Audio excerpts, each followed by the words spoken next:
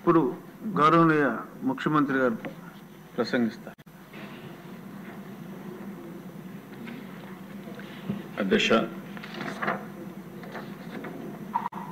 ఇప్పుడే చాలా మంది సభ్యులు రాష్ట్రాన్ని గురించి, రాష్ట్ర ప్రతిష్ట గురించి బాధపడుతూ అనేక విషయాలు చెప్పారు. ఎన్నికల ముందు కూడా మేము ప్రజలకు చాలా విషయాలు చెప్పాం. కానీ నాలుగోసారి నేను ముఖ్యమంత్రి ప్రమాణ స్వీకారం చేసిన తర్వాత ఎప్పుడూ చూడనటువంటి, ఇంకా డీటెయిల్గా పోతా ఉంటే అనేకమైన ఆశ్చర్యకరమైనటువంటి విషయాలు బయట వచ్చే పరిస్థితి వస్తూ ఉంది. ఇది చరిత్రలో ఏ రాజకీయ నాయకుడు ఇన్ని తప్పులు చేయరు, అన్ని తప్పులు చేశారు. ఒక పక్కన వ్యవస్థలు పూర్తిగా విధ్వంసమైనాయి, అధికార యంత్రాంగం మొత్తం నిర్వీర్యమైంది, అప్పులు పరాకాష్ఠకు చేరాయి, తప్పుడు ప్రచారాన్ని ఆధారంగా చేసుకొని అనునిత్యం ప్రచారం చేసే పరిస్థితికి వచ్చారు. ఎన్ని విషయాలు కూడా వాస్తవాలు చెప్పినా ఆ వాస్తవాల్ని పక్కన పెట్టి వాళ్ళను నమ్మిన అసత్యాన్ని పదే పదే చెప్పి ప్రజల్ని మొగ్గు పెట్టాలని ప్రయత్నం చేశారు. ఇది చాలా దురదృష్టకరమైన రాజకీయం. నేను చాలామంది చూశాను, కానీ ఇంత బరిదెగించి తప్పులు చేసి ఆ తప్పులను కూడా ఒప్పులుగా చిత్రీకరించడానికి ప్రజల దగ్గర తీసుకుపోవడం అనేది ఒక విచిత్రమైన పరిస్థితి. 45 ఏళ్ళు నేను ఎక్కడ చూడలేదు, ఇలాంటి జరుగుతుందని కూడా ఊహించలేదు. అలాంటి పరిణామాలు జరుగుతున్నాయి. అయితే ఈ ప్రభుత్వం ఒక స్పష్టమైన హామీ ప్రజలకు ఇచ్చాం. ప్రజలు గెలవాలి. ప్రజలు గెలవాలి అంటే ఎన్డీఏ కూటమి అధికారంలోకి రావాలి. ప్రజలు చాలా స్పష్టంగా మ్యాండేట్ ఇచ్చారు. 93% స్ట్రైక్ రేట్, 57% ఓటు శాతం. ఇది చరిత్ర. ఆంధ్రప్రదేశ్ రాష్ట్ర చరిత్రలో ఎప్పుడూ ఇవ్వని మ్యాండేట్ ఎన్డీఏకి ఇచ్చారంటే అది ప్రజలు చూపించిన స్ఫూర్తి. ప్రజలు గెలిచారు, నిలబెట్టారు. రాష్ట్రాన్ని నిలబెట్టే బాధ్యత గెలిచిన అభ్యర్థులపైన ఉంది. అందుకే మీరు చూస్తే సంక్షేమం, అభివృద్ధి, సుపరిపాలన, ఈ మూడు కూడా బ్యాలెన్స్ చేసుకుంటూ ఎక్కడికక్కడ అనేక కార్యక్రమాలు చేపట్టా. ఆ దిశలోనే ఇప్పుడు ఈరోజు మీరు చూస్తే ఏదైనా సరే ఒక విజన్ ఉండాలి. నేను ఈరోజు కొత్తగా విజన్ ఎక్సర్సైజ్ చేయలేదు. ఈ దేశంలో మొట్టమొదటిసారిగా 1999 ఆ ప్రాంతంలోనే విజన్ 2020 తయారు చేశాం. తరువాత ఎక్సర్సైజ్ చేశాం. అప్పట్లోనే ప్రపంచంలోనే పేరుండే ఒక మేనేజ్మెంట్ కన్సల్టెన్సీకి అప్పచెప్పి విజన్ అంటే ఎట్లుండాలి, ఏ విధంగా నిర్దిష్టమైన లక్ష్యాలను పెట్టుకోవాలి, ఏ విధంగా ముందుకు పోవాలి, 20 ఏళ్ల తర్వాత ఈ రాష్ట్రం ఎట్లుంటుంది, దానికి ప్రతి 5 సంవత్సరాలకు ఒకసారి బ్యాక్వర్డ్ ఇంటిగ్రేషన్ కింద ఏ విధంగా పనిచేయాలి, మళ్ళీ 5 ఏళ్లకు ఒకసారి ఎవ్రీ ఇయర్ బడ్జెట్ పెట్టుకుంటాం, బడ్జెట్ ప్రాధాన్యతలు ఎట్లుండాలి, పాలసీలు ఏ విధంగా ఉండాలి, ఇవన్నీ వర్కౌట్ చేసి ఆ రోజు విజన్ 2020 ఇస్తే చాలామంది ఆ రోజు కూడా 95లో నేను ముఖ్యమంత్రి అయినప్పుడు డబ్బులు లేవు, 3 నెలలు జీతాలు ఇవ్వలేదు. చెప్పాను ప్రజలకి, జీతాలు ఇవ్వలేము, ఓపిక పట్టండి, ఖజానా ఖాళీ అయింది, దయచేసి సహకరించాను. రెండో విషయం అధ్యక్ష, ఆ రోజుట్లో ₹2 కేజీ బియ్యం కూడా అతి ప్రియమైన ₹2 కేజీ బియ్యం కూడా రేటు పెంచాం. అనివార్య పరిస్థితిలో కరెంటు ఛార్జీలు పెంచాం. పెంచిన తర్వాత ప్రజలకు చెబితే ప్రజలు అర్థం చేసుకొని సహకరించారు. అదేవిధంగా నేను చెప్పింది, ఈ ప్రభుత్వం short term, medium term, long term ప్రణాళికలు తయారు చేస్తున్నాం. ఇది మీ భవిష్యత్తుకు, మీ పిల్లల భవిష్యత్తు కంటే నమ్మారు. నమ్మిన తర్వాత మీరు చూస్తే అధ్యక్ష, దాని ప్రూఫ్ ఆఫ్ కాన్సెప్ట్ ఈరోజు హైదరాబాద్ నాలెడ్జ్ ఎకానమీకి చిరునామా. ఎవరు వచ్చినా కూడా, ఎవరు ఏ ప్రభుత్వం వచ్చినా ఆటో పైలట్లో పనులయ్యే పరిస్థితి వచ్చాయంటే అలాంటి ఎకో సిస్టమ్ క్రియేట్ అయింది. ఈరోజు నేను ప్రవేశపెట్టే స్వర్ణాంధ్ర 2047 కూడా ఈ రోజే కాదు, దీన్ని కరెక్ట్గా ఫౌండేషన్ మనం వేసుకోగలిగితే తర్వాత ఎవరొచ్చినా ఎవరైనా సరే ఇర్రివర్సిబుల్గా ముందుకు పోయే విధంగా ఈరోజు ఫౌండేషన్ వేస్తున్నామని చెప్పి కూడా నేను మీకు తెలియజేస్తున్నాను. అయితే మరీ దుర్మార్గులు వస్తే మొన్న వచ్చినట్టు అమరావతిని విధ్వంసం చేసినట్టు, పోలవరాన్ని డయాఫామ్ వాలు మొత్తం గోదావరిలో కలిపేసినట్టు, లేకపోతే రేపు మనం కట్టిన తర్వాత కూడా ఇప్పుడు కూడా మీరు చెప్పారు, చాలా మంది బాగా ఆందోళన చెప్పారు. దిశ వాస్తవం కూడా ఈ రాష్ట్రంలో పెట్టుబడులు పెట్టాలంటే ఈ రాష్ట్ర వాస్తవ పరిస్థితులు కూడా అర్థం చేసుకుంటారు. వాళ్ళకు ఒక సెక్యూరిటీ లేకపోతే ఇక్కడ రాడు, భద్రత కావాలి. ఆ భద్రత ఇచ్చే బాధ్యత మేము తీసుకున్నా ఇక్కడ ప్రజలు కూడా ఆలోచించుకోవాల్సిన అవసరం ఉంది. ఈరోజు రూలింగ్ పార్టీ కానీ అపోజిషన్ కానీ ఇక్కడుండే రాజకీయ నాయకులు కానీ ఎక్కడికక్కడ అభద్రతాభావాన్ని క్రియేట్ చేసే విధంగా లా అండ్ ఆర్డర్ మెయింటైన్ చేయకుండా ఇష్టానుసారంగా ఒక రౌడీ రాజకీయాలు చేస్తాం, నేర రాజకీయాలు చేస్తామంటే వచ్చేవారు కూడా ఆలోచిస్తారు. ఆ విషయం కూడా మనం గుర్తుపెట్టుకోవాల్సిన అవసరం ఉంది. ఈ విషయాన్ని పదే పదే ప్రజలకు చెప్పాల్సిన బాధ్యత కూడా ప్రజాప్రతినిధులపైన ఉంది. మనము నీతి నిజాయితీగా ఉండడమే కాకుండా ఈ నీతి నిజాయితీగా లేకపోతే ఎలాంటి అనర్థాలు వస్తాయో, రాష్ట్రానికి నష్టం వస్తుందో ఇది కూడా మనం చెప్పాలి. దిశ చెప్పి ప్రజలు కూడా సమాయత్తం చేయాలి, ప్రజల్ని చైతన్యవంతులు చేయాలి. రాజకీయం చేసేది ప్రజల కోసం తప్ప రాజకీయ స్వార్థం కోసం కాదు. దిశ ఎన్నో త్యాగాలు చేశారు, మనకు స్వాతంత్రం వచ్చింది. నిన్నే అల్లూరి సీతారామరావు గురించి మాట్లాడుకున్నాం. ఇలాంటి త్యాగమైనంతా కూడా త్యాగాలు చేస్తే ఆ త్యాగాల ఫలితాలు వృధా కాకుండా చేయాల్సిన బాధ్యత మనందరిపైన ఉంది. అందుకే అధ్యక్ష మీరు చూస్తే ఈ 5 నెలల్లో ఏం చేశామని ఇంతవరకు మాట్లాడాం. రాబోయే 2047కి ఒక పవిత్రత ఉంది. మనకు స్వాతంత్రం వచ్చి 100 సంవత్సరాలు అవుతుంది. 100 సంవత్సరాల స్వాతంత్రంలో మనం ఏం చేశామో గర్వంగా చెప్పుకోవాల్సిన అవసరం మనందరిపైన ఉంటుంది. అందుకని 100 సంవత్సరాల కోసం మనం పెట్టుకున్నాం. వికసిత్ భారత్ నరేంద్ర మోడీ గారు లాంచ్ చేస్తే స్వర్ణ ఆంధ్రప్రదేశ్ 2047ని మనం లాంచ్ చేసే పరిస్థితికి వచ్చాం అధ్యక్ష. ఇందులో నేను బ్రాడ్గా చెప్తాను, మెంబర్స్ కూడా కోరుతున్నా, మీ మీద ఒక గురుతరమైన పవిత్రమైన బాధ్యత ఉంది. మీరు కరెక్ట్గా ఈ విజన్ని మీరు అర్థం చేసుకుని మీ నియోజక పరిధిలో మీరు కూడా ఒక విజన్ తయారు చేసి ఏ బాధ్యత అయితే, ఏ మ్యాండేట్ అయితే, ఏ నమ్మకం అయితే మీ మీద పెట్టుకున్నారో ఆ నమ్మకాన్ని మీరు కూడా వారి రుణం తీర్చుకునే కార్యక్రమానికి శ్రీకారం చుట్టాల్సిన అవసరం ఉంది. రాష్ట్రం 2047లో ఎక్కడుందో ఆలోచించుకుని మీ నియోజకవర్గం ఎక్కడ ఇప్పుడుంది, 2047కి ఎక్కడికి తీసుకెళ్ళగలుగుతారు. ఓసారి మీరు అనుకుంటారు కాన్స్టిట్యున్సీ మారుతుంది కాబట్టి మనకెందుకు వచ్చిందే, అప్పుడు వచ్చినప్పుడు చూసుకుందాం, గెలిస్తే చాలని. కానీ మీ అందరికీ ఒక ట్రాక్ ఉంటుంది, మీ నాయకులకు అందరికీ కూడా పేరు ఉంటుంది. ఎవరు బాగా సేవలు చేస్తే ఏ నియోజకవర్గమైనా ప్రజలు మీతో ఉంటారు. అట్లా కాకుండా మీరు సరిగా పనిచేయకపోతే వేవ్ వచ్చినప్పుడు గెలిపిస్తారు తప్ప ప్రజలు ప్రేమతో కాదని చెప్పి కూడా నేను మీకు తెలియజేస్తున్నా. అందుకే ఈ డాక్యుమెంట్లో మీరు చూస్తే స్వర్ణ ఆంధ్రప్రదేశ్ 2047కి wealthy, healthy, happy Andhra Pradesh, Swarna Andhra Pradesh అంటే 3 ఉండాలి. ఎప్పుడైతే డబ్బులు లేకపోతే మనం ఎన్ని మాట్లాడినా ఎలాంటి అవసరాలు కూడా తీరవు. అలాంటప్పుడు సంపద సృష్టిస్తేనే వ్యక్తిగత ఆదాయం, రాష్ట్ర ఆదాయం వస్తుంది. రెండోది హెల్తీ, ఆరోగ్యం బాగుంటేనే, ఆరోగ్యం ఎవరికి ఇబ్బందులు వచ్చినా మనం పూర్తిగా ఆదుకునే విధంగా కార్యక్రమాలు చేపట్టాల్సిన అవసరం ఉంది.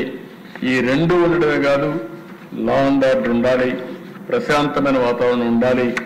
అప్పుడే హ్యాపీనెస్ వస్తుంది. ఇండియాకు ఉండే కొన్ని అడ్వాంటేజెస్ కూడా ఉన్నాయి, అవి కూడా నేను మాట్లాడతాను. అల్టిమేట్గా ఈ ప్రభుత్వం WHH అంటే వెల్త్, హెల్త్ అండ్ హ్యాపీనెస్, ఈ 3 సిద్ధాంతాలపైన, ప్రిన్సిపల్స్ పైన బిల్డప్ చేస్తున్నాం అని చెప్పి కూడా నేను మీకు తెలియజేస్తున్నా. నెక్స్ట్,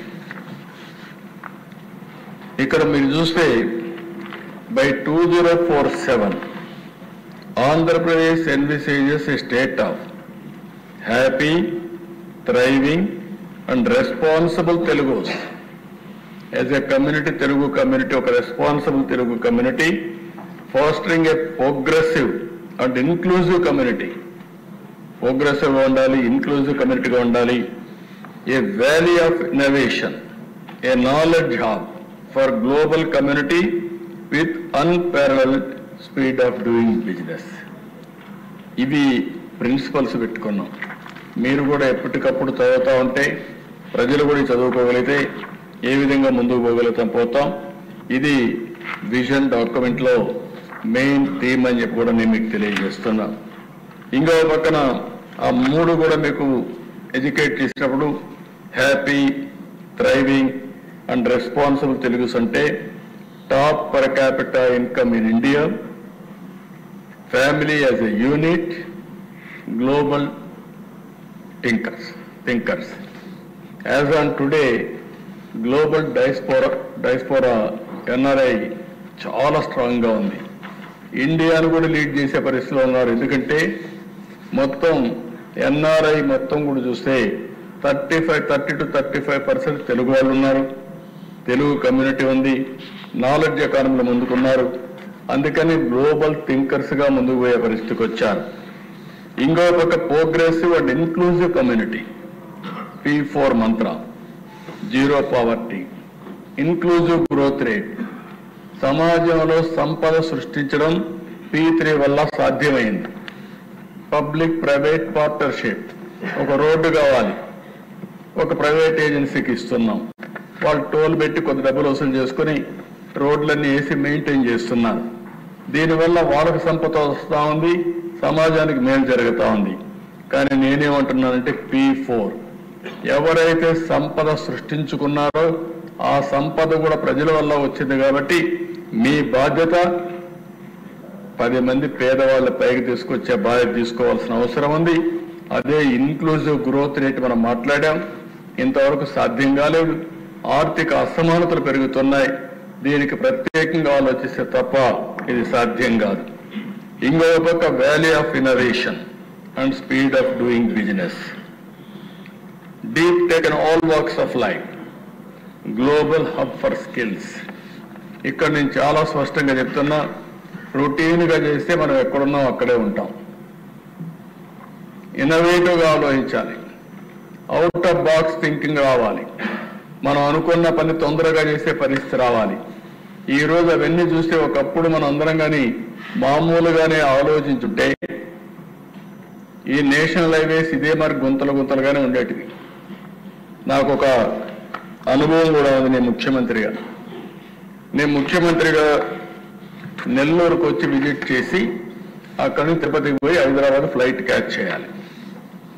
నెల్లూరు నుంచి బయలుదేరితే ఒక్కొక్క గుంత భయంకరంగా ఉన్నాయి. కారు ముందు పోయే పరిస్థితి లేదు. అక్కడి నుంచి నాకు 6-7 గంటలు పట్టిన తిరుపతి పోవడానికి, 7-8 అవర్స్.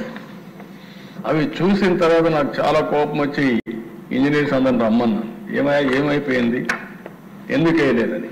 స్టేట్ ఇంజనీర్స్ అయితే సార్ నేషనల్ హైవే ఇది, వాళ్ళు డబ్బులు ఇవ్వలేదు, మేము వేయలేదని చెప్పే పరిస్థితికి వచ్చారు. వాళ్ళని పిలిచి అడిగాను, సార్ మా దగ్గర బడ్జెట్ లేదు కాబట్టి మేము వెయిట్ చేస్తా ఉన్నారు. నేను ఆ సమయంలో మలేషియాకి వెళ్ళాను. మలేషియా జనాభా 2 కోట్లు, మంది 120 కోట్లు. ఈస్ట్ వెస్ట్ కారిడార్ రోడ్ వేశారు. ఆ రోడ్డు మీద ట్రావెల్ చేశాను ఒక 100 కిలోమీటర్లు. నేను ఆ రోడ్డు చూస్తే 8 lane road with service roads. చిన్న దేశం, బుడ్డ దేశం.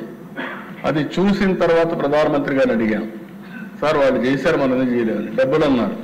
నేషనల్ హైవే డబ్బులే మనకు సరిపోతుంది, అది సీడ్ క్యాపిటల్గా ఉంటుంది, మనం ఈ న్యూ కాన్సెప్ట్ ఉంది వేద్దామంటే proof of concept Nellore to Chennai. మొట్టమొదటి రోడ్డు గోల్డెన్ క్వాడ్రిలేటరల్ రోడ్లో నెల్లూరు చెన్నై మొదటి పెట్టి. ఈరోజు మీరందరూ రికార్డు చూసుకోవచ్చు. అక్కడి నుంచి 5 ఏళ్లలో గోల్డెన్ క్వాడ్రిలేటరల్ రోడ్ వేశారు. అక్కడి నుంచి ఎక్కడ చూసినా జిల్లా హెడ్ క్వార్టర్స్కి వచ్చాయి. ఇప్పుడు సగం రోడ్లు మన దగ్గర నేషనల్ హైవే రోడ్సే ఉన్నాయి. ఈ రోజు నేషనల్ హైవే రోడ్ల దృశ్యం మీరు చూస్తే 55,000 కోట్ల రూపాయలు బడ్జెట్తో పనులు అవుతున్నాయి. ఇంకా ఈ 55,000 కోట్ల నుంచి ఒక 40,000, 50,000 కోట్లు తీసుకునే పరిస్థితికి వచ్చారు. అంటే ఎకానమీ ఎంత బూస్ట్ వచ్చిందో మీరు గుర్తుపెట్టుకోవాల్సిన అవసరం ఉంది. అది ఇంకో పక్కన దిశ. ఈరోజు నెక్స్ట్ మీరు చూసినప్పుడు ఇక్కడ India vision developed country by 2047 ఈ రోజు ఉండే పరిస్థితి మీరు చూస్తే 5వ అతిపెద్ద ఆర్థిక వ్యవస్థగా తయారయ్యాం. తొందరలోనే 3వ అతిపెద్ద ఆర్థిక వ్యవస్థ అవుతుంది. అక్కడి నుంచి 2047కి 2 కానీ 1 కానీ అవుతాం. డెవలప్డ్ నేషన్ మనం అయ్యే అవకాశం ఉంది. అయితే అధ్యక్ష, ఇది honourable PM has laid the goal of a developed nation by 2047. ఇది వచ్చినప్పుడు centre and states to work as a team India to fulfil this goal అని చెప్పి చాలా స్పష్టంగా చెప్పారు. అటు కేంద్రం రాష్ట్రం 2 కలిస్తేనే ఒక టీమ్గా పనిచేస్తేనే మనం అనుకున్న డెవలప్డ్ నేషన్ అయ్యే పరిస్థితి వస్తుంది. అందుకే పిఎం ప్రధానమంత్రి గారి యొక్క కొటేషన్ మీరు చూస్తే the goal of a Viksit Bharat can only be achieved if all states are developed. రాష్ట్రాలు అభివృద్ధి అయితేనే దేశం అభివృద్ధి అవుతుంది అని చాలా స్పష్టంగా చెప్పే పరిస్థితి వచ్చింది. దీనికి మనం ముందుకు పోవాల్సిన అవసరం ఉంది. ఈ ప్రిన్సిపల్స్ అన్ని దృష్టిలో పెట్టుకొని ఈరోజు ఒక ఎక్సర్సైజ్ చేశాం. ఈ ఎక్సర్సైజ్ చూస్తే దిశ ఈ ప్రభుత్వం ఎప్పుడు కూడా అన్ని విషయాలు ఎప్పటికప్పుడు ఆలోచించడం, దూరదృష్టితో ఆలోచించడం, దానికి ముందుగానే ప్రణాళికలు తయారు చేసుకోవడం, ఆ అవకాశాలను అందిపుచ్చుకుని ముందుకు పోతూ మనం కార్యక్రమాలు చేసే పరిస్థితికి వచ్చాం. జూన్లో నేను ముఖ్యమంత్రి అవుతానే, జూలై 24, ఆగస్టు 24 ఫస్ట్ టైం నీతి ఆయోగ్ పిలిపించాం. వాళ్ళు కూడా రమ్మని మాట్లాడితే ఇమ్మీడియట్ ఫస్ట్ మీటింగ్ పెట్టి ఎక్స్పర్ట్స్ అందరితో మీటింగ్ పెట్టాం. ఇంకో పక్కన 27 ఆగస్టు 2024 ఈ యొక్క మీటింగ్ వారితో కూర్చున్నప్పుడు ముందు వారు ఎక్సర్సైజ్ చేశారు. ఫస్ట్ మీటింగ్ నేను ఆగస్టులో పెట్టుకున్నాను. ఇంకో పక్కన పబ్లిక్ కన్సల్టేషన్ ఎంగేజ్మెంట్ సెప్టెంబర్ నుంచి అక్టోబర్లో చేశాం. గ్రాస్ రూట్ క్షేత్రస్థాయిలో ఉండే అందరితో మాట్లాడి వాళ్ళ యొక్క ఏం చేయాలనే విషయాలన్నీ కూడా వారితో మాట్లాడి సెప్టెంబర్ అక్టోబర్లో పూర్తి చేశాం. అదే మనకి విజన్ అలైన్మెంట్ అవన్నీ కూడా తయారు చేసుకొని ఈరోజు మీరు ఇంత మునుపు కూడా భాగస్వాములు అయ్యారు. ఈరోజు రాష్ట్రంలో బ్రాడ్గా డిస్కస్ చేయడం కోసం, మీ ఆలోచనలు తీసుకోవడం కోసం, అసెంబ్లీ ఆమోదం పొందడం కోసం ఈరోజు మనం డిస్కస్ చేస్తున్నాం. ఇది అవుతానే తొందరలోనే దీని మీద ఒక యాక్షన్ ప్లాన్ తయారు చేసి లాంచ్ చేసి ముందుకు పోతామని చెప్పి కూడా నేను మీకు తెలియజేస్తున్నా. ఇప్పుడు ఇక్కడ చూసినప్పుడు అధ్యక్ష extensive grass root level engagement చేశాం. మండల్ మున్సిపల్ వర్క్షాపులు పెట్టాం. 464 మండలాల్లో 106 మున్సిపాలిటీల్లో వర్క్షాపులు పెట్టాం. 1,18,000 కుటుంబాల్లో 2 పేజీలు ఇచ్చి వాళ్ళందరి వ్యూస్ తీసుకున్నాం. QR code response coding system పెట్టి ఒక షార్ట్ క్వశ్చనర్ కూడా ఇచ్చి వాళ్ళ అభిప్రాయాలు, వాళ్ళ ఆస్పిరేషన్స్, వాళ్ళ కోరికలు అవన్నీ కూడా తీసుకొని ఈ విషయం తయారు చేశాం. అవేర్నెస్ మీటింగ్స్ 936 మండలాల్లో 465 మున్సిపాలిటీలో పెట్టి, లొకాలిటీస్లో పెట్టి 10,078 మీటింగ్స్ గ్రామ పంచాయతీల్లో పెట్టి వాళ్ళ అభిప్రాయాలు తీసుకున్నారు. ఇంకో పక్కన దేశ 26 జిల్లాల్లో ఎమ్మెల్యేలు, ఎమ్మెల్సీలు, ఎంపీలు అందరూ కలిసి ఒక మీటింగ్లు పెట్టారు. స్కూల్ కమిటీస్ అన్ని 2,100 కాంపిటీషన్లు పెట్టి 4,50,000 మంది పార్టిసిపేట్ చేశారు. ఇంటర్మీడియట్ కాలేజెస్లో 622 కాంపిటీషన్స్ పెట్టి 43,000 మంది పార్టిసిపేట్ చేశారు. ఇంకో పక్కన కాలేజ్ యూనివర్సిటీలో 352 ఇన్స్టిట్యూషన్స్ లో 38,000 మంది స్టూడెంట్స్ కూడా దీంట్లో భాగస్వాములు అయ్యారు. అధ్యక్ష, ఇవన్నీ కూడా మీరు చూసినప్పుడు 17 లక్షల రెస్పాన్సెస్ వచ్చాయి. అందులో 56% ఉమెన్ రెస్పాండ్ అయ్యారు. అంటే ఆంధ్రప్రదేశ్లో ఉమెన్ పార్టిసిపేషన్ ఎక్కువగా ఉండడానికి ఇది ఒక ఉదాహరణ. 100 మంది మొత్తం దీంట్లో భాగస్వాములు అయితే కన్సల్టేషన్లో 56% ఉమెనే పార్టిసిపేట్ చేశారంటే ఒక ప్రగాఢమైన ఆస్పిరేషన్స్ వాళ్ళలో ఉన్నాయి. మేము కూడా ముందుండాలని ఆలోచన ఉంది. దానికి నిదర్శనమే ఇదని కూడా నేను మీకు తెలియజేస్తున్నా. ఇంకో పక్క 28% విద్యార్థులు, స్టూడెంట్స్, యూత్ వాళ్ళ జీవితాల కోసం ఎట్టుండాలి, విజన్ అంటే ఏంటి, మేము కూడా ఉండాలి, మా జీవితం కూడా దీంతో ముడిపడి ఉంది అనే ఉద్దేశంతో 28% ఇక్కడ భాగస్వాములు అయ్యారు. రైతులు 17% అయ్యారు. 5% సీనియర్ సిటిజన్స్ అయ్యారు. వాళ్ళు కూడా వాళ్ళ వ్యూస్ చెప్పారు. వాళ్ళ కోసం ఎట్టా విజన్ ఉండాలని కూడా మొత్తం చెప్పే పరిస్థితి వచ్చారు. అంటే దేశంలో చాలా విజన్ డాక్యుమెంట్స్ తయారు చేశారు. కానీ ఇటీవల కాలంలో 17 లక్షల మంది భాగస్వాములు కావడం, వాళ్ళు ఒపీనియన్స్ ఇవ్వడం మొదటిసారి దశ. అది మన రాష్ట్రంలో జరిగింది. అంత చైతన్యం వెళ్ళలో ఉంది. వాళ్ళందరినీ మనస్ఫూర్తిగా పేరు పేరున భాగస్వాములందరినీ అభినందిస్తున్నా. భవిష్యత్తులో ప్రతి ఒక్క కుటుంబం కూడా భాగస్వాములు కావాలని చెప్పి కోరుకుంటున్నాను అధ్యక్ష. అధ్యక్ష, ఇది వచ్చిన తర్వాత మీరు ఒకసారి చూస్తే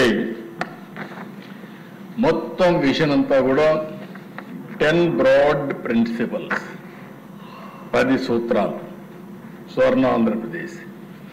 ఈ 10 సూత్రాలు కూడా మీరు ఒకసారి ఆలోచించుకుంటే దీని మీదనే ఈరోజు ఎకానమీ, సర్వీసెస్, భవిష్యత్ అంతా కూడా ఆధారపడుతుందనే ఉద్దేశంతో మేము ఈ 10 సూత్రాలు తీసుకున్నాం అధ్యక్ష. ఒకటి, zero poverty, inclusive growth rate. దీన్ని చాలా స్పష్టంగా క్లారిటీ పెట్టుకొని ఏం చేయాలో కూడా నేను నెక్స్ట్ స్లైడ్లో మీకు చూపిస్తాను. రెండోది వచ్చి ఎంప్లాయ్మెంట్. ఎవరు మాట్లాడినా పేదల గురించి మాట్లాడాలి, పేదవాళ్ళతో అసోసియేట్ కావాలి, పేదరిక నిర్మూలన కోసం పనిచేయాలి, పేదవాళ్ళ పట్ల బాధ్యతతో మనం ప్రవర్తించాల్సిన అవసరం ఉంది. అందుకే జీరో పావర్టీ ఇది ఒక మంత్రంగా తయారు కావాలి.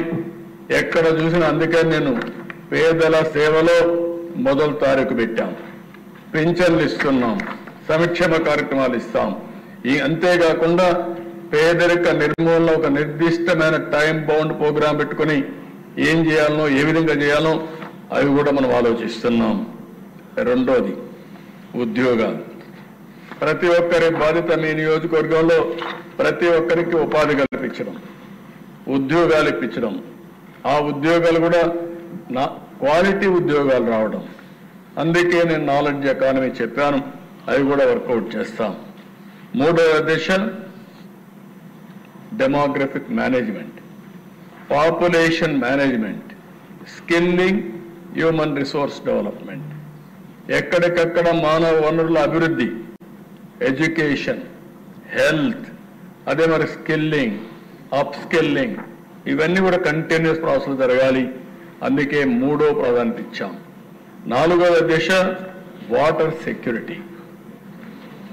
ఏదైతే వాటర్ తాగడానికి, ఇండస్ట్రీకి, వ్యవసాయానికి అవసరం, దీనికోసం వాటర్ సెక్యూరిటీకి ఎక్కువ ప్రాధాన్యత ఇచ్చాం.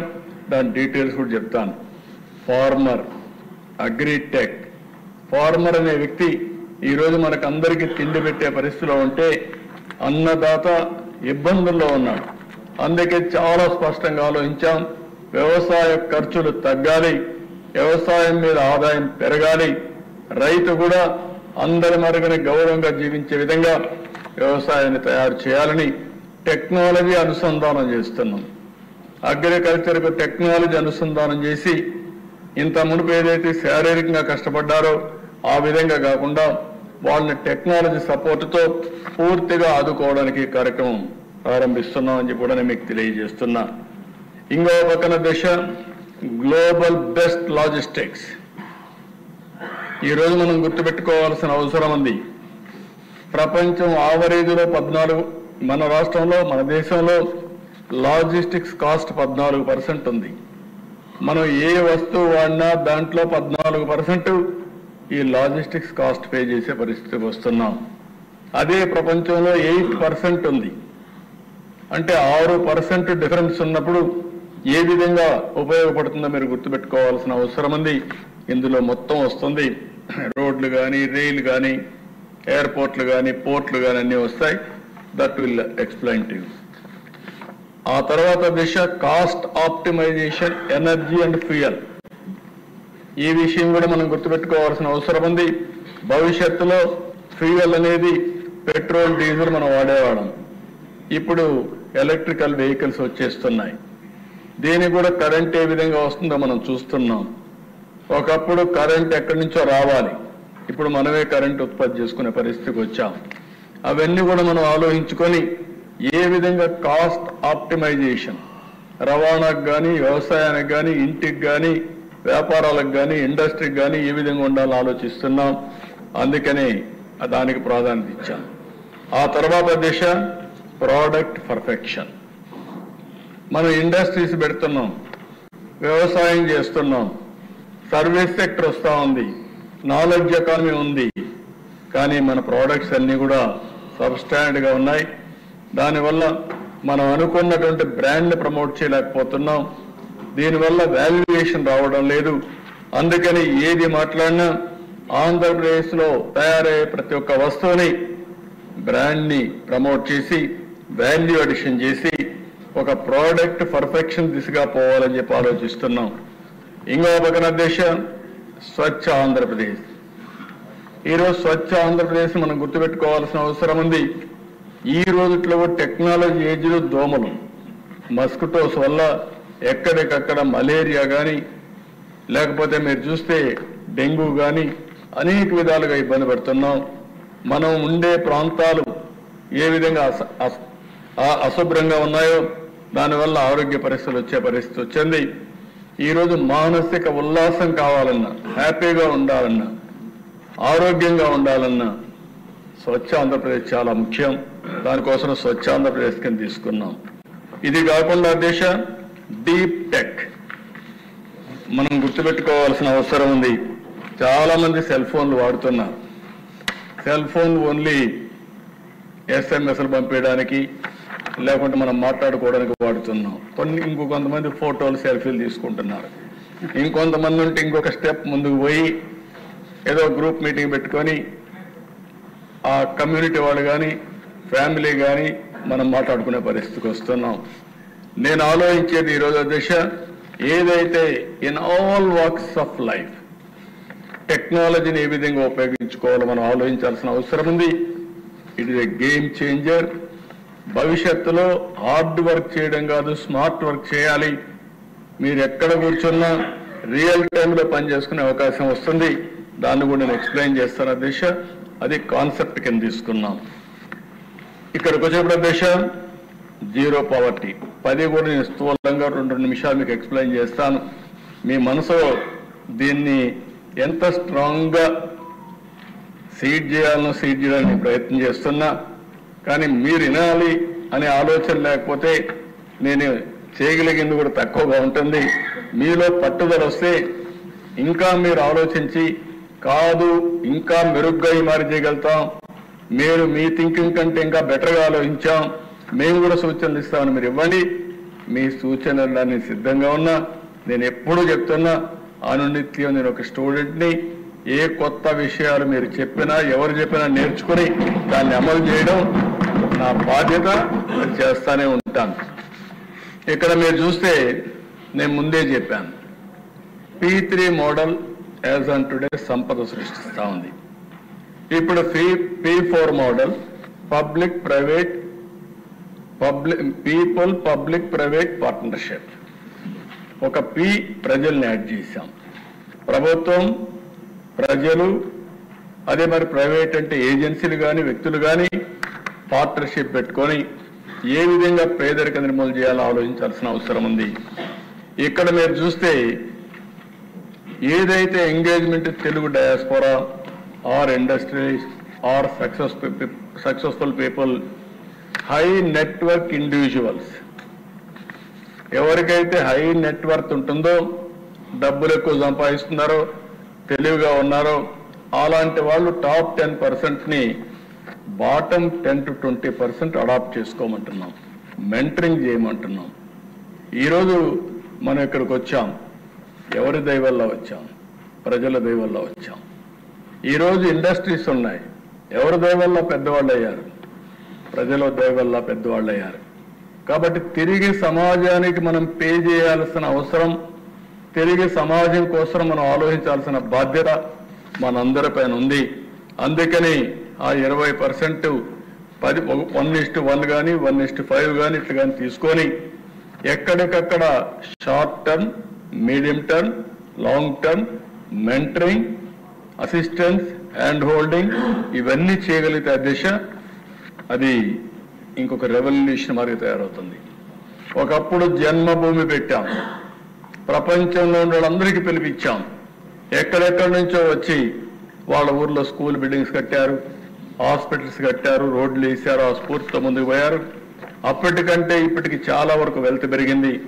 ఇది మనందరి బాధ్యతగా తీసుకోవాల్సిన అవసరం ఉందని కూడా నేను మీకు తెలియజేస్తున్నా. అది కూడా రాబోయే రోజుల్లో చాలా స్పష్టంగా మెజర్ చేస్తాం. ప్రజలే భారతదేశంలో ఒక పెద్ద ఆస్తి. వేరే దేశాలకు లేనటువంటి ఆస్తి ప్రజలు. ఇక్కడ ప్రజలను క్యాపిటల్గా తీసుకొని వాళ్ళకుండే అదర్ అసెట్స్, భూమి కావచ్చు, ఒక వ్యాపారం కావచ్చు, లేకుంటే ఒక ఉద్యోగం కావచ్చు, లేకపోతే ఇంకొక చిన్న చిన్న డబ్బులు కావచ్చు, ఇవన్నీ కూడా తీసుకొని ఒక short term, medium term, long term planning చేసి ఆ ఫ్యామిలీని కూడా ఆర్థికంగా ఎట్లా పైకి తీసుకొస్తాం. ఫేజ్ 1 పేదరికం నుంచి పైకి తేవడం, ఫేజ్ 2 ఆర్థిక అసమానతలు తగ్గించడం. ఒక ఆయనకు 1,00,000 కోట్లు సంపాదిస్తున్నారు, ఇంకొక ఆయన 3 పూట్ల తిండి లేకుండా అవస్థపడుతున్నాడు. ఆర్థిక సంస్కరణల ఫలితాలు మనం అనుకున్న లక్ష్యాన్ని చేరలేకపోతున్నాయి. అందుకే మనం ఆలోచించాల్సిన అవసరం ఉంది. మనం కూడా వినూత్నంగా ఆలోచించి ఇలాంటి కార్యక్రమాలు చేయడమే కాకుండా ఆ కార్యక్రమాల్లో భాగస్వాములైన వ్యక్తుల్ని గౌరవిద్దాం, అలాంటి వాళ్ళకు అవార్డ్స్ ఇద్దాం. సమాజం గుర్తించే విధంగా చెడును చెడుగా, మంచిని మంచిగా మనం ప్రమోట్ చేయగలిగితే మనం అనుకున్న లక్ష్యాన్ని నెరవేరే పరిస్థితి వస్తుంది. ఇక్కడ కూడా ఫైనాన్షియల్ గా సోషల్ ఇన్క్లూజన్ ఫర్ ఆల్, అందరికి కూడా ఆర్థిక ఇబ్బందులు లేకుండా చేయాలి. సమాజంలో గౌరవం ఇచ్చే విధంగా ఇన్క్లూజన్ చేసే పరిస్థితి రావాలి. దానికోసం మనం దీన్ని టేకప్ చేయాల్సిన అవసరం ఉంది కూడా నేను మీకు తెలియజేస్తున్నా. అదే మరిగా దిశ ఇక్కడ మీరు చూసినప్పుడు ఇంట్లో జనాభానే కాకుండా ఫ్యామిలీ యాజ్ ఎ యూనిట్. ఒక ఇంట్లో 5 మంది ఉంటాం, 5 మంది విభిన్న రకాలుగా ఉంటాం. ఆ ఇంట్లోనే ఒక ఆయన బాగా సంపాదిస్తాడు, ఒకరు బాగా చదువుకుంటారు, కానీ వాళ్ళ చదువుకు తగ్గ పని వాళ్ళు చేయకుండా గమ్మున వాళ్ళ యొక్క తెలివితేటలను వేస్ట్ చేస్తూ ఉంటారు. ఇటీవల కాలం నేను చూస్తున్నాను అధ్యక్ష, నేను ఎక్కడ పోయినా అడుగుతున్నాను. కొంతమంది ఊర్లో కూర్చొని ఆడబిడ్డలైతే వర్క్ ఫ్రమ్ హోమ్ చేస్తున్నారు. అంటే పిల్లలను చూసుకుంటూ, పెద్దలు కూడా చూసుకుంటూ, మిగిలిన టైంలో పనిచేసి 40,000, 50,000, కొంతమంది లక్షల రూపాయలు సంపాదించే పరిస్థితికి వచ్చారు. అంటే ఏ విధంగా ఒక్కొక్క ఇంట్లో ఉండే వాళ్ళందరినీ పెట్టుకొని ఏ విధంగా ప్లాన్ చేయాలనో ఫ్యామిలీ యాజ్ ఎ యూనిట్ అన్నాను.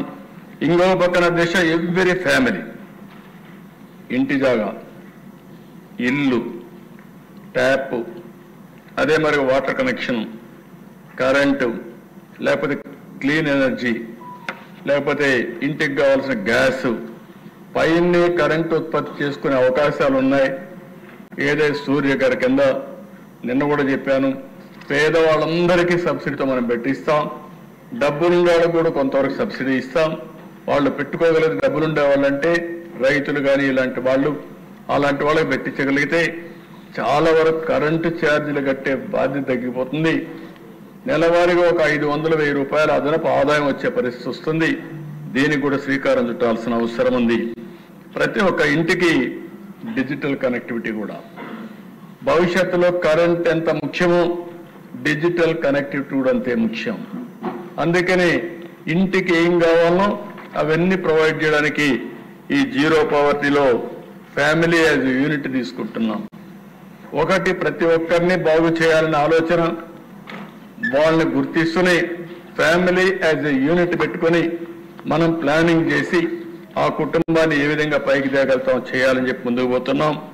ఇంకో పక్కన విషన్ 1 entrepreneur in 1 family. ఇది అవర్ గోల్. నేను చాలా సార్లు మీకు చెప్పాను, ఒకప్పుడు 25 సంవత్సరాలకు ముందు ఒక కాల్ ఇచ్చాం, 1 family 1 IT ప్రొఫెషనల్. టుడే ప్రతి ఒక్క ఇంట్లో ఏం చదువుకుంటున్నాం అంటే నేను ఐటీ చేస్తున్నాను అంటాడు. అంటే వాళ్ళు కూడా అర్థమైంది. ఈరోజు అందుకే నేను మాట్లాడాను, 1 family 1 entrepreneur. ఒక చిన్న షాప్ పెట్టుకోమనండి, ఒక ఎంఎస్ఎంఈ, ఒక చిన్న హోటల్ పెట్టుకోమనండి, ముగ్గురే ఇంట్లో వాళ్ళు పనిచేస్తారు. ఒక కాఫీ షాప్ పెట్టమనండి, ఒక టీ షాప్ పెట్టమనండి. They can earn money. ఈ విధంగా మన ఆలోచన విధానంలో మార్పు తీసుకొచ్చే విధంగా ఈ ఆంటర్‌ప్రెన్యూర్స్ని ప్రమోట్ చేయాల్సిన అవసరం ఉంది. Social security for every family. Government ఇచ్చే కార్యక్రమాలన్నీ కూడా ఆలోచిద్దాం. డిజర్వింగ్ పర్సన్స్కి ఇద్దాం. ఎప్పటికప్పుడు అనలైజ్ చేద్దాం. అందరికీ ఆదాయం పెరిగే మార్గం చూపిద్దాం. అదే సమయంలో ఎవరైతే అందరికంటే ఎక్కువ ఇబ్బందుల్లో ఉన్నారో వాళ్ళకి హ్యాండ్ హోల్డింగ్ ఇద్దాం, వాళ్ళకు ఆర్థిక సహాయం చేద్దాం. ఏం చేయాలో దానికి ఒక పాలసీ వర్కౌట్ చేసుకొని ముందుకు పోతాం. అందరికీ ఆరోగ్యం, విద్య, స్కిల్లింగ్, యాక్సెస్ టు ఇన్ఫ్రాస్ట్రక్చర్, ఇవన్నీ కూడా ఏమేం కావాలో అవన్నీ చేయడం కోసం ఈ జీరో పావర్టీలో ఒక పద్ధతి ప్రకారం పెట్టి ముందుకు పోతాం. అదే మరి ఇంకొక పక్కన మనం గుర్తుపెట్టుకోవాల్సింది, ఫ్యామిలీ అనేది ప్రపంచంలో ఏ దేశానికి లేనటువంటి ఒక గొప్ప వరం, ఒక లెగసీ. ఈ విషయం నేను చాలా స్పష్టంగా మాట్లాడుతున్నా. ఇక్కడ దీన్ని మనం ప్రమోట్ చేయాల్సిన అవసరం ఉంది. ఈరోజు అమెరికాకు పోతే అమెరికా ఫ్యామిలీస్ మీరు చూస్తే అక్కడ పనిచేస్తారు. 10th క్లాస్ ఇంటర్మీడియట్ పాస్ అవుతానే పిల్లల్ని బయట పంపిస్తారు. నువ్వే సంపాదించుకో, నువ్వే పైకి రా. నా బాధ్యత ఇంటర్మీడియట్ వరకు మేము చదివించాం, అయిపోయింది. ఆ తర్వాత తండ్రి కొడుక్కి అప్పిస్తాడు, కొడుకు తండ్రికి అప్పిస్తాడు. కానీ మన దగ్గర అది లేదు.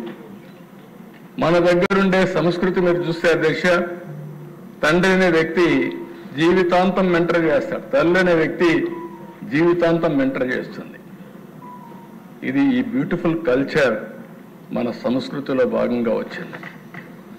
ఈరోజు ఇండియాలో ఉండే ఏ ఫ్యామిలీ అయినా మీరు తీసుకోండి, పెళ్ళి అనేది ఎక్కడో స్వర్గంలో ఎప్పుడో నిర్ణయించారు, దేవుడు నిర్ణయించాడు కాబట్టి విడిపోకూడదు అనుకుంటాం. ఇప్పుడిప్పుడు కొన్ని చిన్న చిన్న విషయాల్లో యంగ్స్టర్స్ డిఫర్ అవుతున్నారు. కానీ మనం కూడా ఈ ఫ్యామిలీ వాల్యూస్ గురించి మాట్లాడాలి. ఒక ఫ్యామిలీ భద్రత ఇస్తుంది కుటుంబంలో, ఆర్థిక భద్రత, కుటుంబ భద్రత, ఒక సెక్యూరిటీ. మీరు అన్ని విషయాలు ఎందుకు, నేను జైల్లో ఉన్నప్పుడు 53 రోజులు నన్ను కలిసేదానికి అవకాశం ఇచ్చింది చట్ట ప్రకారం నా కుటుంబ సభ్యులకే, నా లాయర్కి.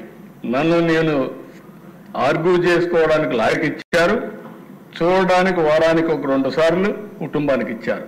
ఆ పేరుతోనే అందరూ వచ్చే పరిస్థితి వచ్చారు.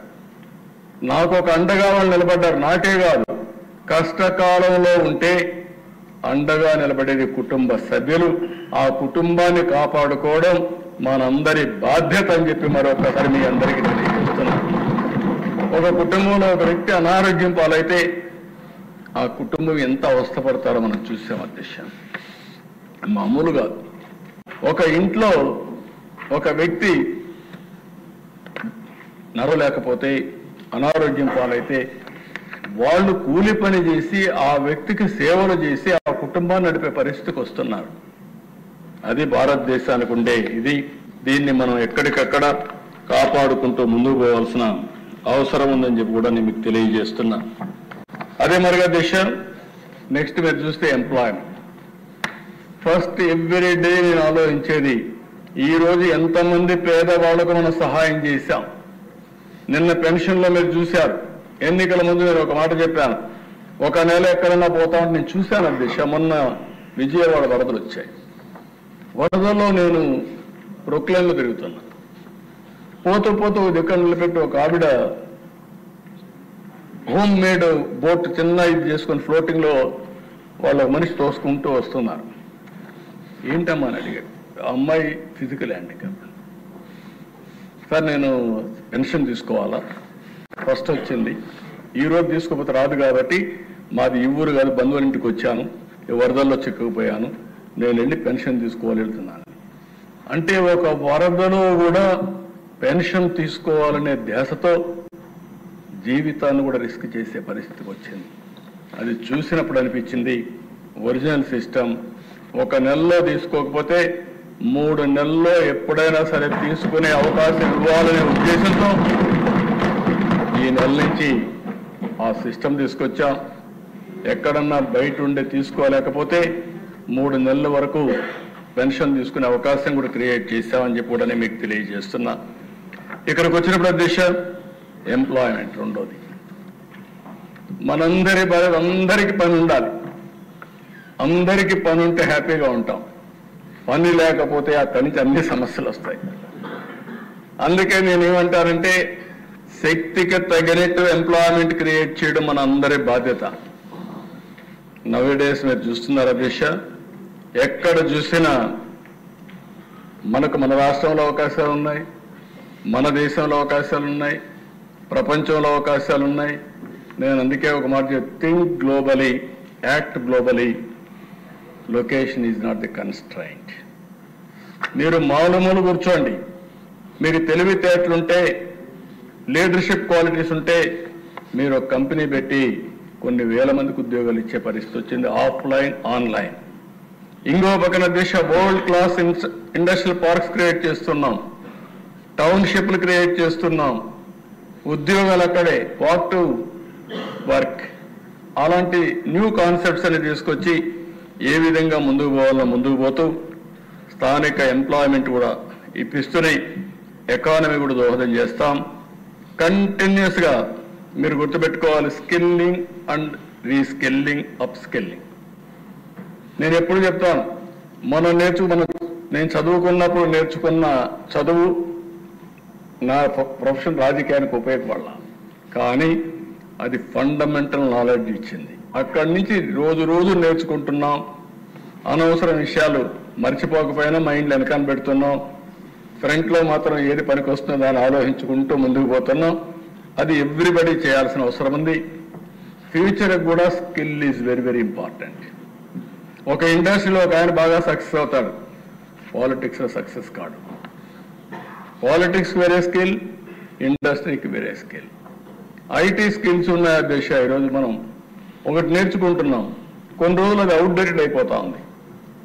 ఇంకొక ప్రోడక్ట్ న్యూ ప్రోడక్ట్ వస్తుందో ఆ ప్రోడక్ట్ని మళ్ళీ నేర్చుకోకపోతే మీరు బ్యాక్వర్డ్ అయిపోతారు. అలాంటివన్నీ ఉంటాయి. అందుకే ఇది కంటిన్యూగా దేశంలోనే అందరూ క్యాస్ట్ సర్వేలు సెన్సస్ని లేకపోతే ఇంకోటి పెడితే దేశంలో మొట్టమొదటిసారిగా స్కిల్ సెన్సెస్ ఏర్పాటు చేసిన ప్రభుత్వం ఎన్డీఏ ప్రభుత్వం ఆంధ్రప్రదేశ్. ఎక్కడా లేదు దిశ. స్కిల్ అంతా కూడా చేస్తాం. అక్కడి నుంచి ముందుకు తీసుకుపోయే పరిస్థితి వస్తుంది. ఇంకో పక్కన దిశ ఈరోజు ఫ్లెక్సిబుల్ వర్కింగ్ వచ్చేసింది. ఈ డెఫినేషన్ కూడా మనం చూస్తే నేను మాట్లాడుతూ ఉంటే ఐఏఎస్బి ప్రొఫెసర్ ఒక పేరు ఇస్తే నిన్ను కూడా మాట్లాడాను. ఫ్లెక్సిబుల్ వర్కింగ్ అంటే నాకు టైం ఉన్నప్పుడే నేను పని చేస్తా, మీకు అవసరం కూడా పని చేయించుకుంటాను. ఈ రెండు మేనేజర్ అండ్ టెక్నాలజీ. ఇప్పుడు డ్రైవర్స్ కూడా 1 hour 2 hours పని చేసే పరిస్థితికి వచ్చారు దిశ. నువ్వు ఫోన్ చేస్తే నేను మొన్న చూశాను ఈ వరదల్లో ఒక తిరుగుతా ఉంటే ఒక అతను అడిగి ఏం పని చేస్తావు అని అడిగా. నేను బార్బర్ ఉద్యోగం చేస్తాను సార్ అన్నాడు. ఎక్కడ నీ షాప్ అన్నా. నాకు షాపులు ఇస్తాను అంటే ఎట్లా చేస్తామని అడిగా. అర్బన్ కంపెనీ రిజిస్ట్రేషన్ చేసుకున్నాను సార్, నేను చూసుకుంటాను ఆర్డర్స్ అన్నీ, నాకు టైం ఉండేటప్పుడు నాకు నచ్చితే నేను మీ పని చేస్తున్నాను, నెలకు నాకు ఒక 30,000 వస్తుంది, నేను ఐఎమ్ వెరీ హ్యాపీ సార్ అన్నాడు. అంటే that type of working is coming now. Work from home, ఇంట్లో కూర్చొని కొంతమంది పని చేస్తుంది. నిన్న కూడా ఒక అమ్మాయి కనపడిస్తుంది, నేను అడిగితే డోన్ నుంచి అనుకుంటాను లేకపోతే నంద్యాల ఏరియాలో, ఆ అమ్మాయి చెప్తాను ఇంట్లో కూర్చొని పని చేస్తున్నాను, అబ్బాయిని సరిగా చూసుకుంటున్నా, ఒక 60,000 రూపాయలు నెలకు వస్తూ ఉంది. అంటే ఒక మారుమూల ప్రాంతంలో కూర్చొని ఒక 60,000 రూపాయలు సంపాదిస్తూ ఉంది ఆ అమ్మాయి. నిన్న ఒక అతను వచ్చాడు, మా తమ్ముడి డెత్లో పోయినప్పుడు వాళ్ళ బంధువు ఒక అబ్బాయి, ఏం పని చేస్తావంటే నేను వర్క్ ఫ్రమ్ హోమ్ అంటే 60 లక్షల రూపాయలు సంవత్సరానికి వచ్చే పరిస్థితి వచ్చింది. హ్యాపీగా ఇంట్లో కూర్చొని పని చేసుకుంటున్నాడు. యువర్ రైట్, అది ఆ వర్క్ ఫ్రమ్ హోమ్ డిఫరెంట్, ఈ వర్క్ ఫ్రమ్ హోమ్ డిఫరెంట్. నీకు కొంతమందికి జైల్లో ఉన్న ఆలోచన డిఫరెంట్గా ఉంటాయి. కాబట్టి నేను దాని గురించి మాట్లాడాను. నేను ఒక పాజిటివ్గా మిమ్మల్ని అందరినీ మోటివేట్ చేయాలనుకుంటున్నా, రాష్ట్రాన్ని తీసుకుపోవాలనుకుంటున్నా. ఆ దుర్మార్గులను మర్చిపోయి దూరంగా పెట్టి ఈ రాష్ట్రాన్ని ముందుకు తీసుకుపోయే బాధ్యత మనందరం కూడా ఆలోచించే బాధ్యత తీసుకోవాల్సిన అవసరం ఉంది. ఏం చేయాలో చేద్దాం. ఇంకో పక్కన దేశ ఈరోజు మీరు చూస్తే నేను ఒక కంపెనీని పిలిపించి మాట్లాడాను, ఒక 10 మందిని. నేను ఎప్పటి నుంచో ఆలోచిస్తున్నాను దీనిపైన. వాళ్ళందరూ కలిసి ఈరోజు దేశంలో ఒక 10 లక్షల వర్క్ స్టేషన్స్ క్రియేట్ చేశారు. మామూలుగా ఒకప్పుడు హైదరాబాద్, బెంగళూరు, చెన్నై, ఢిల్లీ అక్కడనే ఐటీ కంపెనీలు అక్కడ కూడా కొన్ని ఇక్కడనే ఎక్కువ వచ్చాయి. దానికి కావాల్సిన ఎకో సిస్టమ్ వచ్చింది ఇక్కడ. ఇప్పుడు వీళ్ళని పిలిపించి నేను మాట్లాడిన తర్వాత టైర్ 2 సిటీస్కి రమ్మను ప్రస్తావన ఒప్పుకున్నారు. టైర్ 2 సిటీస్ అంటే అన్ని జిల్లా హెడ్ క్వార్టర్స్ కానీ ఇంకా ఇంపార్టెంట్ టౌన్స్ అన్నిటికి వచ్చేసరికి సిద్ధపడ్డారు. వాళ్ళ మోడల్ ఏంటంటే వాళ్ళు రియల్ ఎస్టేట్ మొత్తం డెవలప్ చేస్తారు, బిల్డింగ్స్ డెవలప్ చేస్తారు, కంపెనీస్ తీసుకొస్తారు ప్రపంచం మొత్తం, వాళ్ళకి అప్పచెప్పి వాళ్ళు రన్ చేసుకుంటారు. నేను ఇంకొక మోడల్ ఆలోచిస్తున్నా. వర్క్ ఫ్రమ్ హోమ్, ఇంట్లో కానీ సరైన వాతావరణం లేకుండా చిన్న ఇల్లుండి పనిచేసే అట్మాస్ఫియర్ లేకపోతే ఆ మధ్యలోనే ఒక 5-6 ఇళ్లలో మంచి ఇల్లు ఉంటే, మంచి ఒక రూమ్ ఉంటే ఒక 5-6 మంది కూర్చో పని చేసుకోవడం, నైబర్హుడ్ వర్కింగ్. అది కాకుండా 3 కిలోమీటర్లు 5 కిలోమీటర్లో వర్క్ స్టేషన్స్ 150 క్రియేట్ చేసి వీళ్ళకు కూడా ఇంట్లో కూర్చోటి చాలా బోర్ కొడుతుంది. ఒక్కోసారి ఎంతో పైన కంప్యూటర్లో కూర్చొని పనిచేసి పిచ్చి పట్టే పరిస్థితి వస్తున్నట్టు కాకుండా నెలకు 10 రోజులు అక్కడికి పోయి పనిచేయడం, 20 రోజులు ఇక్కడ పనిచేయడం, కాదు అనుకుంటే అక్కడే చేయాలనుకుంటే అక్కడ చేయడం, అలాంటి వర్క్ స్టేషన్స్ క్రియేట్ చేయడం. అక్కడ ఒక కంపెనీ అని ఉండదు, ఏ కంపెనీకి కావాలంటే ఆ కంపెనీకి పనిచేస్తారు. కానీ అక్కడ బాధ్యత పెట్టాలనుకున్నాను. ఆ బాధ్యత ఏంటంటే అక్కడ ఉండే డెవలపర్ వీళ్ళకి స్కిల్ డెవలప్మెంట్ చేస్తూ ఉంటాడు, వీళ్ళు కొత్త విషయాలు నేర్చుకుంటారు. అప్పుడు కొత్త విషయాలు నేర్చుకుని వీళ్ళ ప్రొడక్టివిటీ పెరుగుతుంది, పర్ఫార్మెన్స్ పెరుగుతుంది, శాలరీస్ పెరుగుతాయి. దట్ ఈజ్ మనం చేయాల్సింది. అప్గ్రేడింగ్ చేయగలిగితే చాలా ఫలితాలు వస్తాయి. ఈ విధంగా నేను మాట్లాడినప్పుడు ఒక మాట అన్నారు, మీరు లేట్ చేయొద్దండి, లేట్ చేస్తే ఇంకా లేట్ అవుతుంది. అట్లా కాకుండా గవర్నమెంట్ బిల్డింగ్స్ ఉంటే మాకు ఇవ్వండి, మేము వచ్చి ముందు పెడతాం, తర్వాత మేము కట్టుకుంటామంటే దానికి కూడా నేను ఒప్పుకున్నాం. ఒక పాలసీ తయారు చేస్తున్నాం. తొందరలోనే ఆ పాలసీ తీసుకొచ్చి మీ నియోజకవర్గంలో చదువుకున్న వ్యక్తులు, వర్చువల్గా పనిచేసే శక్తి ఉండే వ్యక్తుల్ని రెండే మీరు గుర్తుపెట్టుకోవాలి. నాలెడ్జ్ ఎకానమీలో వైట్ కాలర్ అంటే నాలెడ్జ్ ఎకానమీలో వర్చువల్గా కూర్చొని టెక్నాలజీలో పనిచేసే వాళ్ళు కొంతమంది, రెండోది బ్లూ కాలర్. మీ ఊర్లోనే ఎలక్ట్రీషియన్, ఫిట్టర్, లేకపోతే అనేక రకాలైన ఉద్యోగాలు ఉన్నాయి. ఈ రెండు మనం ట్రైనింగ్ ఇవ్వగలిగితే చాలా మందికి ఇండస్ట్రీలు ఇవన్నీ వస్తాయి. ఇవన్నీ క్రియేట్ చేసే పరిస్థితి వస్తుంది. అందుకనే ఆ దేశ ఎంఎస్ఎంఈ పెట్టాం, అక్కడ కూడా పెద్ద ఎత్తున ఉద్యోగాలు ఇప్పిస్తాం. ఇంకో పక్కన మీరు చూస్తే నిన్న మొన్న ఏ విధంగా అయితే మనకి ఇండస్ట్రీస్ వస్తున్నాయో మీరు చూశారు. లా అండ్ ఆర్డర్ ఉండి, రాష్ట్రానికి క్రెడిబిలిటీ ఉండి, నాయకుల పైన, నాయకత్వం పైన, ప్రభుత్వం పైన నమ్మకం ఉంటే పెట్టుబడులు వచ్చే పరిస్థితి వస్తుంది. ఇక్కడ ఉమెన్ ఆంటర్ప్రెన్యూర్స్ కూడా ప్రమోట్ చేస్తున్నాం. ఇవన్నిటి వల్ల నా ఉద్దేశం ఒకటి, తెలుగుదేశం పార్టీ చాలా స్పష్టంగా, మనం ఎన్డీఏ గవర్నమెంట్ చాలా స్పష్టంగా చెప్పాం, 20 లక్షల మందికి ఉద్యోగాలు ఇవ్వాలనేది మనందరి అభిమతం. దీనికి కట్టుబడి ఉన్నాం. అందుకే నేను ఏది మాట్లాడినా, ఏ ఇన్సెంటివ్ ఇచ్చినా ఫస్ట్ గుర్తుపెట్టుకునేది ఎంప్లాయ్మెంట్, ఎంప్లాయ్మెంట్, ఎంప్లాయ్మెంట్. అది ఒక్కసారి ఇక్కడ లోకల్గా కానీ మనం ఎంప్లాయ్మెంట్ ప్రొవైడ్ చేయగలిగితే, శక్తి సామర్థ్యాలుంటే స్కై ఈజ్ ది లిమిట్. ప్రపంచంలో ఎక్కడన్నా పనిచేయచ్చు. అలాంటి ఉపాధి కల్పిస్తామని చెప్పి కూడా నేను మీకు తెలియజేస్తున్నా. ఇంకో పక్కన దేశ ఈరోజు స్కిల్ డెవలప్మెంట్, అండ్ ఆల్సో ఇవన్నీ మనం మాట్లాడుతున్నాం. మళ్ళీ మీరందరూ కూడా మీ నియోజకవర్గంలో డెమోగ్రఫిక్ మేనేజ్మెంట్, పాపులేషన్ మేనేజ్మెంట్ 2.1 కంటే గ్రోత్ రేట్ ఎక్కువ ఉండాలి. ఇది మనం కానీ సక్సీడ్ అయితే దిశ nothing will beat us India. నేను దీని మీద ప్రత్యేకమైన కార్యక్రమం తీసుకుంటున్నాం. ఇన్సెంటివ్స్ ఇస్తాం. జనాభాని మేనేజ్ చేయడం మనందరం టార్గెట్గా పెట్టుకోవాల్సిన అవసరం ఉంది. రెండో దిశ స్కిల్లింగ్ మీద. ఇప్పుడు 5వ తరగతి చదివే వాళ్ళు 15 సంవత్సరాల తర్వాత మార్కెట్లోకి వస్తే అప్పుడు ఎలాంటి స్కిల్స్ కావాలో ఇప్పుడే ఆలోచించి సిలబస్ ఇప్పటి నుంచే తయారు చేస్తాం, కరికులం తయారు చేస్తాం. ఆ విధంగా మొత్తం ఆలోచిస్తున్నాం. ఇంకో పక్క హెల్త్ విషయంలో కూడా చాలా స్పష్టంగా టెక్నాలజీ ఉపయోగిస్తాం. Preventive, curative, real time monitoring. Wearables అన్నీ వచ్చేసాయి. నేను చాలాసార్లు మీ అందరికీ చెప్పాను. ఈరోజు నేను ఒక రింగ్ పెట్టుకున్నాను. ఈ రింగ్ అంటే మీరు అందరూ ఏమనుకుంటారంటే ఏదో మంత్రాలు గింత్రాలు ఉన్నాయని. మంత్రాలు ఏమీ లేవు. ఆరోగ్యం కోసం ఆరా రింగ్ పెట్టాను. తెల్లవారితో నిద్రలేస్తే నేను స్లీప్ స్కోర్ ఎంతో చూసుకుంటా, బాడీ రెడీనెస్ చూసుకుంటా. తక్కువ ఉంటే ఒక గంట ఎక్కువ నిద్రపోతా. దాంతో బాడీ ఛార్జ్ అవుతుంది. అదే మరి ఇప్పుడు చాలా డివైస్ వచ్చేసాయి. మీ ఆరోగ్యాన్ని కాపాడుకోవడం మీ చేతల్లో ఉంది. నేను మీకే చెప్పడం లేదు, రాష్ట్ర ప్రజలకు చెప్తున్నా. ఇది తెలివైన వాళ్ళకి చెప్తున్నాను. మనం ఎక్కువ తింటే ఎక్కువ ఆరోగ్యంగా ఉంటామని కార్బోహైడ్రేట్స్ ఎక్కువ తిని షుగర్ తెచ్చుకుంటున్నాం, డయాబెటీస్ తెచ్చుకుంటున్నాం. అక్కడి నుంచి ఓసారి ఎవరేం మాట్లాడినా మీకు ముందు కోపం వస్తుంది. అక్కడి నుంచి లేనిపోయిన సమస్యలు తెచ్చుకుంటూ ఉంటాం. ఇవి కూడా మనం గుర్తుపెట్టుకోవాల్సిన అవసరం ఉంది. ఇంకో పక్కన అనవసరంగా హాస్పిటల్స్లో మీరు చూస్తే అధ్యక్ష చాలాసార్లు నేను చూస్తున్నాను. ప్రతి ఒక్కదానికి హాస్పిటల్ అడ్మిట్ అవుతున్నాం. మా పార్సాది డాక్టర్ చూస్తున్నాడు, ఎక్కువ మిస్యూజ్ చేస్తూ ఉంటాడు. కాబట్టి అంటే ఎట్లా చేస్తామంటే అధ్యక్ష ఇప్పుడు కార్పొరేట్ హాస్పిటల్స్ వచ్చాయి. ఒక రూమ్కు 1000 రూపాయలు, 2000, 5000 రూపాయలు. 10 days ఉంటే రూమ్ బిల్లే ఒక 50,000, 1,00,000 రూపాయలు అయిపోతుంది. 10 days ఉండాలా అని అడుగుతాను నేను.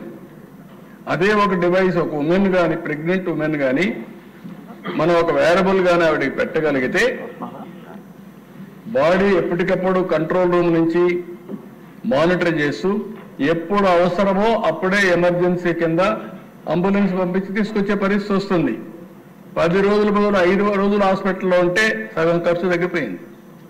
ఇంకొక పేషెంట్కి ఉపయోగపడుతుంది.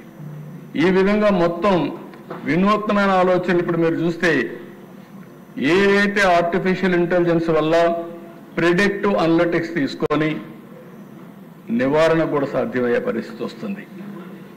అనేక మీ హార్ట్ డిసీజెస్ కానీ లేకపోతే క్యాన్సర్ కానీ వేరియస్ ఇష్యూస్ దిశ ఇవన్నీ వస్తాయి. అందుకే స్కిల్లింగ్ కానీ, హ్యూమన్ రిసోర్స్ డెవలప్మెంట్ కానీ, హెల్త్ కానీ, ఎడ్యుకేషన్ కానీ దీని మీద ఎక్కువ ప్రాధాన్యత పెట్టామని చెప్పి కూడా నేను మీకు తెలియజేస్తున్నా. నెక్స్ట్ దిశ మీరు చూస్తే వాటర్ సెక్యూరిటీ డీటెయిల్స్కి నేను పోవడం లేదు. ఇన్ కోర్స్ ఆఫ్ టైం మనకు వస్తాయి, మీరు కూడా ప్రిపేర్ అవుతారు. వాటర్ సెక్యూరిటీ అధ్యక్ష చాలా స్పష్టంగా నాకు క్లారిటీ ఉంది. ప్రతి ఒక్క ఎకరాకు నీళ్లు ఇవ్వాలి. ఇళ్లకు ట్యాప్ ద్వారా నీళ్లు ఇవ్వాలి. ఆ నీళ్లు కూడా సస్టైనబుల్ రిసోర్సెస్ ద్వారా నీళ్లు తేవాలి. ఇంకో పక్క ఇండస్ట్రీకి ఎంత వాటర్ కావాలన్నా వాటర్ ఇవ్వాలి. దీనికి 2 మార్గాలు. ఏదైతే వర్షం పడుతుందో ఆ వర్షాన్ని ఎక్కడికక్కడ భూగర్భ జలాలుగా మార్చుకోవడం, లేదంటే రిజర్వాయర్లు ఉంటే అవన్నీ నింపడం, మూడోది నదుల అనుసంధానం చేయడం. నేను మొన్న కూడా ఈ హౌస్లో చెప్పా, గోదావరి నుంచి బనకచెర్ల వరకు నీళ్లు తీసుకుపోగలిగితే, గోదావరి నుంచి వంశధారకు నీళ్లు తీసుకుపోగలిగితే ఆంధ్రప్రదేశ్ భవిష్యత్తు టోటల్గా మారే పరిస్థితి వస్తుంది. ఆశ అయితే ఉంది, ఆశయం ఉంది, కానీ డబ్బులైతే లేవు. కానీ ఆలోచన ఉంది. దీన్ని ఏం చేయాలని ఆలోచిస్తున్నా. ఎప్పుడు ఆలోచించినా ఇది వస్తూ ఉంది. కానీ ఒక సంకల్పం ఉంటే ఇది సాధ్యం అనేది నా నమ్మకం. ఆ సంకల్పంతో ముందుకు పోతున్నాం. ఒక్కసారి నదుల అనుసంధానం ఈ రాష్ట్రంలో జరిగి పోలవరం పూర్తి అయితే ఇంక మన రాష్ట్రానికి తిరుగుండదు, దక్షిణ భారతదేశంలో నెంబర్ 1 రాష్ట్రంగా ఆంధ్రప్రదేశ్ తయారవుతుంది. వేరే రాష్ట్రాలకు మనం నీళ్ళు ఇచ్చే పరిస్థితికి వస్తాం. ఇది కూడా ఆలోచిస్తున్నాం అని చెప్పి తెలియజేసుకుంటూ ఇలాంటి ఇన్ఫ్రాస్ట్రక్చర్ని క్రియేట్ చేయాలని ఎక్కడికక్కడ ఆలోచిస్తున్నాం. ఇది కాకుండా రైతులు, ఇక్కడ నేను చాలా స్పష్టంగా మనందరికీ బాధ్యత ఉంది. మనం అందరం కూడా 90% ఎక్కువ ఉండే వాళ్ళందరూ రైతు కుటుంబాల నుంచి వచ్చాం. తర్వాత కుటుంబాలు వ్యవస్థలు మారే, వ్యాపారస్తులు అయ్యారు, లేకపోతే డాక్టర్లు అయ్యారు, లేకపోతే ఇంకొక వేరియస్ ప్రొఫెషన్స్కి వచ్చారు. దీంట్లో నా కోరిక ఏంటంటే మ్యాక్సిమైజింగ్ ఫార్మర్స్ ఇన్కమ్స్, వ్యవసాయాన్ని సస్టైనబిలిటీ తీసుకురావాలి. ఇంకొక పక్క ఇది జరగాలంటే మనందరం కూడా ఆలోచించాల్సింది రైతుకు కావాల్సిన ఫైనాన్షియల్ స్టెబిలిటీ రావాలి, క్రెడిట్ అప్పు సులభంగా తీసుకోవాలి, అదే మరిగా వాళ్ళకి ఎప్పటికప్పుడు కొత్త టెక్నాలజీని నేర్పించాలి, లీగల్ సపోర్ట్ ఉండాలి. ఇవన్నీ కూడా పెట్టి వరల్డ్ క్లాస్ ఎకో సిస్టమ్ తీసుకురావాలి. హై అండ్ ప్రాసెసింగ్ ఉండాలి, స్టోరేజ్ ఫెసిలిటీస్ ఉండాలి. ఈరోజు మీరు చూస్తే హార్టికల్చర్లో 30-40% వేస్ట్ అయ్యే పరిస్థితి వస్తుంది. ఈ వేస్ట్ అంతా కూడా నివారించగలిగితే అదనపు ఆదాయం వస్తుంది. అలాంటి చాలా ఆలోచిస్తున్నాం. మన రాష్ట్రంలో దేశ AP community managed natural farming initiative తీసుకున్నాం. ఇది చాలా వరకు సక్సెస్ అవుతా ఉంది. ప్రపంచం అంతా ఆసక్తిగా చూస్తున్నారు. దీనివల్ల ఖర్చు తగ్గించడం, సాయిల్ హెల్త్ కండిషన్ మెరుగుపరచడం, క్లైమేట్ కూడా మార్పులు తీసుకురావడానికి ఉపయోగపడుతున్నాయి. మొన్న ఈ తుఫాన్లో మీరు చూస్తే ఎక్కడైతే నేచురల్ ఫార్మింగ్ ఉండేది ఇక్కడ డ్యామేజ్ తక్కువైంది, నేచురల్ ఫార్మింగ్ లేనిది ఇక్కడ ఎక్కువ డ్యామేజ్ అయింది. అంటే ఆ పంట కూడా రెసిస్టెన్స్ చేయగలుగుతా ఉంది. మామూలుగా మనం చూస్తూ ఉంటాం, ఒకప్పుడు నాటుకోడి ఉంటే ఇప్పుడంతా కూడా పౌల్ట్రీస్ వచ్చాయి. ఆ నాటుకోడికి ఇప్పుడు డిమాండ్ ఉంది. ఎందుకంటే దట్టు ఆటోమేటిక్గా ఆ స్ట్రెంగ్త్ వేరే. అలాంటివన్నీ ఇప్పుడు నేచురల్ ఫార్మింగ్లో వచ్చే పరిస్థితి వచ్చింది. ఇంకో పక్కన రాష్ట్రంలో అక్వాకల్చర్, హార్టికల్చర్ పెద్ద ఎత్తున చేయాలని, ఇంకో పక్క 100% usage of clean energy for farming solutions, solar pump sets ఇవన్నీ పెట్టాలని, అవసరమైతే కార్బన్ ఎమిషన్స్ బెనిఫిట్ కూడా వాళ్ళకి ఇద్దామని. అంటే ఎవరైతే 100% ఎలక్ట్రిసిటీ సోలార్ కుసుమ్ ద్వారా చేసుకుంటే వాళ్ళకు ఫ్రీగా మనం పెట్టించి తద్వారా వాళ్ళు ప్రోత్సహించగలిగితే చాలా వరకు ఉపయోగపడుతుంది. ఆ కరెంటే ఇంటికి వాడుకుంటారు, లేకపోతే వాహనాలు ఉంటే ఛార్జింగ్కి ఉపయోగించుకుంటారు, ముందుకు పోయే పరిస్థితి వస్తుంది.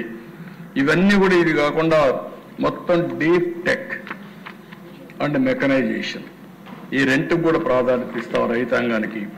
ఇందులో ఏఐ, ఐఓటీ, డ్రోన్స్, రోబోటిక్స్ ఏవైతే ఉన్నాయో అవన్నీ కూడా ఉపయోగించుకుని ఇప్పటికే చాలా వరకు మనం చూస్తే యూస్ కేసెస్ కూడా కొన్ని తయారు చేస్తున్నాం. అవి కూడా నేను చెప్తాను. ఒక డ్రోను పెస్ట్ని ఐడెంటిఫై చేసి ప్రీసిషన్ అగ్రికల్చర్లో ఎక్కడ పెస్ట్ ఉందో అక్కడే మందు కొట్టే పరిస్థితి వస్తూ ఉంది. ఇలాంటి వినూత్నమైన అన్ని వస్తున్నాయి. క్రాప్ ఎస్టిమేట్ చేయడం, అనలైజ్ చేయడం, దానిపైన ఏ విధంగా ప్రిపేర్నెస్ రావాలి అవన్నీ వస్తాయి. మొత్తం రియల్ టైంలో అసెస్ చేసే పరిస్థితి వస్తుంది. ఇంకొక పక్కన గ్లోబల్ మార్కెట్స్ హబ్గా మన రాష్ట్రం తయారయ్యే అవకాశం ఉంది. ఈరోజు మన దగ్గర తయారయ్యే అక్వాకల్చర్ ప్రపంచం అంతా వెళ్తా ఉంది. నెంబర్ 1 ఇండియాలోనే నెంబర్ 1గా ఉన్నాం. ప్రపంచానికి అక్వాకల్చర్ సప్లై చేసే పరిస్థితికి వచ్చాం. ఈరోజు హార్టికల్చర్లో ప్రపంచానికి ఒక హబ్గా తయారయ్యే పరిస్థితి వస్తుంది. వీటికన్నిటి కూడా ఇంకొక పక్కన మీరు చూస్తే స్పెషలైజ్డ్ హబ్స్ తయారు చేసి అక్వాకల్చర్కి, హార్టికల్చర్కి, మ్యాంగోస్కి, బనానాస్కి, చిల్లీస్, అరకు కాఫీ, ట్రైబల్ ఏరియాలో కల్టివేట్ అయ్యే అరకు కాఫీ ప్రపంచ బ్రాండ్గా తయారయ్యే పరిస్థితికి వచ్చింది. చాలా వరకు దాన్ని ఇంకా ముందు తీసుకునే అవకాశం ఉంది. స్పైసెస్, ఆయిల్ సీడ్స్ మన దగ్గర మీరు చూస్తే ఏదైతే పామ్ ఆయిల్ ఉందో దేశంలో పండించే పామ్ ఆయిల్లో మన దగ్గరనే ఎక్కువ వస్తుంది, ఎక్కువ దిగుబడి కూడా వస్తుంది. ఈ అడ్వాంటేజెస్ ఉపయోగించుకో మనం ముందుకు పోవాల్సిన అవసరం ఉంది. ఇవన్నీ ఉపయోగించుకొని రైతాంగానికి పూర్తిగా హెల్ప్ చేయడం కోసం ఏమేం చేయాలనో అవన్నీ చేస్తామని చెప్పి కూడా నేను మీకు తెలియజేస్తున్నాం. మీరు కూడా ఆలోచించండి, మీకు కూడా అనుభవం ఉంటుంది. మీరు పోయినప్పుడు రైతుకు సమస్య ఉండడమే కాకుండా ఆ సమస్యకు పరిష్కార మార్గం టెక్నాలజీ జోడించి నాలెడ్జ్ని జోడించి ఏ విధంగా పరిష్కారం చేయగలుగుతాం వస్తే అవన్నీ వర్కౌట్ చేద్దామని చెప్పి కూడా నేను మీకు తెలియజేస్తున్నా. ఇంకో పక్కన గ్లోబల్ బెస్ట్ లాజిస్టిక్స్. ఈరోజు మీరు చూస్తే నేషనల్ హైవేస్ అన్నీ ఉన్నాయి, స్టేట్ హైవేస్ అన్ని లింక్ చేయాలి. ఇంకో పక్కన దీనివల్ల లాస్ట్ మైల్ అన్ని కూడా మనం చేయగలుగుతాం. నేషనల్ హైవేస్ బాగున్నాయి, విలేజ్లో సిమెంట్ రోడ్స్ వస్తున్నాయి, కానీ మధ్యలో ఉండే స్టేట్ హైవేస్ కానీ పంచాయతీ రోడ్స్ కానీ సరిగా లేవు. అది విలేజ్ నుంచి మార్కెట్ కానీ మండలానికి కానీ అడ్మినిస్ట్రేటివ్ కానీ ఎయిర్పోర్ట్ కానీ రైల్వే స్టేషన్ కానీ మనం కనెక్ట్ చేయగలిగితే వస్తువుల రవాణా లేకుంటే ప్యాసింజర్స్ పోవడానికి ఈజీ అవుతుంది. దీన్ని కూడా ఆలోచిస్తాం. రోడ్ నెట్వర్క్ పర్ఫెక్ట్గా చేయాలని ఆలోచన ఉంది. దీన్ని లాజికల్గా మనం తీసుకుపోవాల్సిన అవసరం ఉంది. ఇంకో పక్కన రైల్ నెట్వర్క్ కూడా మనం డెవలప్ చేసుకోవాలి. ఈరోజు ఏదైతే కలకత్తా నుంచి చెన్నై మనకు బ్రాడ్ గేజ్ ఉంది, 2 lanes ఉన్నాయి. మొన్నే మినిస్టర్ గారు చెప్పారు 2 lanesని రోడ్స్ మారిగానే 4 lanes చేయడానికి ఒక ప్రణాళిక తయారు చేశారు. 4 lanes వస్తే అప్పుడు లోకల్ ట్రైన్స్ వస్తాయి, ఎక్స్ప్రెస్ ట్రైన్స్ వస్తాయి. అప్పుడు ఈజీగా రైలు కూడా నెట్వర్క్ చేసుకోగలిగితే కాస్ట్ చాలా తగ్గే పరిస్థితి వస్తుంది. ఇది కూడా వర్కౌట్ చేస్తున్నాం అని చెప్పి కూడా నేను మీకు తెలియజేస్తున్నా. ఇంకో పక్కన దిశ పోర్ట్లు ఉన్నాయి. ఈస్ట్ కోస్ట్లో మనం సెంట్రల్ ప్లేస్లో ఉన్నాం. మ్యానుఫ్యాక్చరింగ్ హబ్గా తయారు చేసుకునే అవకాశం ఉంది. అందుకే ఒక 2 మెగా పోర్ట్ని ఇంకా మిగిలిన పోర్ట్లు అనుసంధానం చేసుకోగలిగితే ఈస్ట్ కోస్ట్లో ఇండియాలో లాజిస్టిక్స్ హబ్గా ఆంధ్రప్రదేశ్ తయారవుతున్న దిశ. ఇప్పటికే 3 ఎయిర్పోర్ట్లు ఉన్నాయి, ఇంకా ఎక్కువ ఉన్నాయి. మెయిన్ ఎయిర్పోర్ట్లు విశాఖపట్నం, అమరావతి, తిరుపతి ఇంటర్నేషనల్ ఎయిర్పోర్ట్స్గా తయారు చేసుకునే అవకాశం ఉంది. అదే మరి ఇంకొక 5, 10 ఎన్ని అవసరమైతే అన్ని ఎయిర్పోర్ట్లు మనం ఏర్పాటు చేసుకుంటే కనెక్టివిటీ మెరుగుపడుతుంది. దాన్ని కూడా వర్కౌట్ చేస్తున్నా అని చెప్పి కూడా నేను మీకు తెలియజేస్తున్నా. ఇంకో పక్కన స్పెషలైజేషన్ కింద ఏదైతే ఎయిర్పోర్ట్లో విశాఖపట్నంలో మళ్ళీ ఒక సివిల్ ఏవియేషన్ యూనివర్సిటీ పెట్టుకోగలిగితే దేశంలో ఎక్కడన్నా ఉద్యోగాలు కావాలంటే వీళ్ళని ట్రైన్ చేసి ఇచ్చే పరిస్థితి వస్తుంది.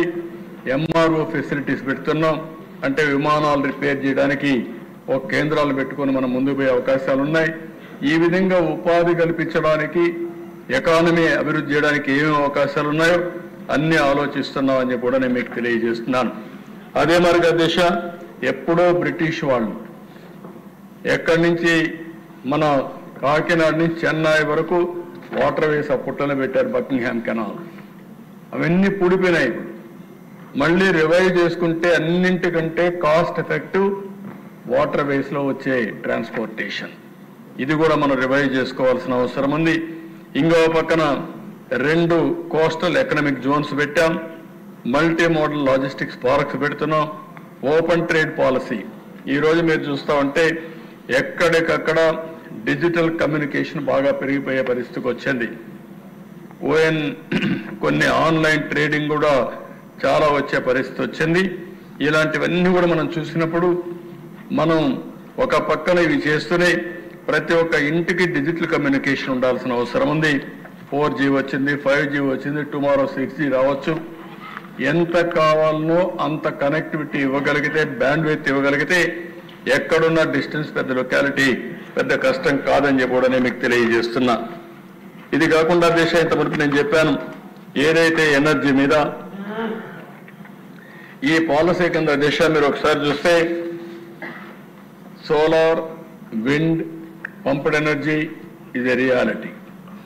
ఆంధ్రప్రదేశ్ కొన్ని అడ్వాంటేజెస్ ఉన్నాయి. దీనివల్ల గ్రీన్ ఎనర్జీ హబ్గా తయారైంది. నిన్న కూడా మీరు చూశారు ఎన్టీపీసీ ముందుకొచ్చి మన జెన్కో జాయింట్ వెంచర్ పెట్టి 50-50 1,80,000 కోట్ల రూపాయలు ఖర్చు పెట్టడానికి, పెట్టుబడులు పెట్టడానికి ముందుకొచ్చారు. ఈ నెల 29వ తారీఖున నరేంద్ర మోడీ గారి నాయకత్వంలో ఫౌండేషన్ కూడా వేస్తున్నామని చెప్పి కూడా నేను మీకు తెలియజేస్తున్నా. అంటే ఏ విధంగా ఈరోజు గ్రీన్ ఎనర్జీ ముందుకు పోతుందో ఒక ఉదాహరణ. అందుకనే మనం ఒకటే ఆలోచిస్తున్నాం, ఆంధ్రప్రదేశ్ని గ్రీన్ ఎనర్జీ, గ్రీన్ హైడ్రోజన్ హబ్గా తయారు చేయాలని. మీరు గుర్తుపెట్టుకోవాల్సింది ప్రపంచం మొత్తం ఎన్విరాన్మెంట్స్ అంతా కూడా బాగా డిస్టర్బ్ అయ్యే పరిస్థితి వస్తూ ఉంది. ఈరోజు వేడి పెరిగే పరిస్థితి వస్తూ ఉంది. వాతావరణ మార్పులు మనకే కనపడుస్తున్నాయి. వర్షాలు సకాలంలో పడడం లేదు.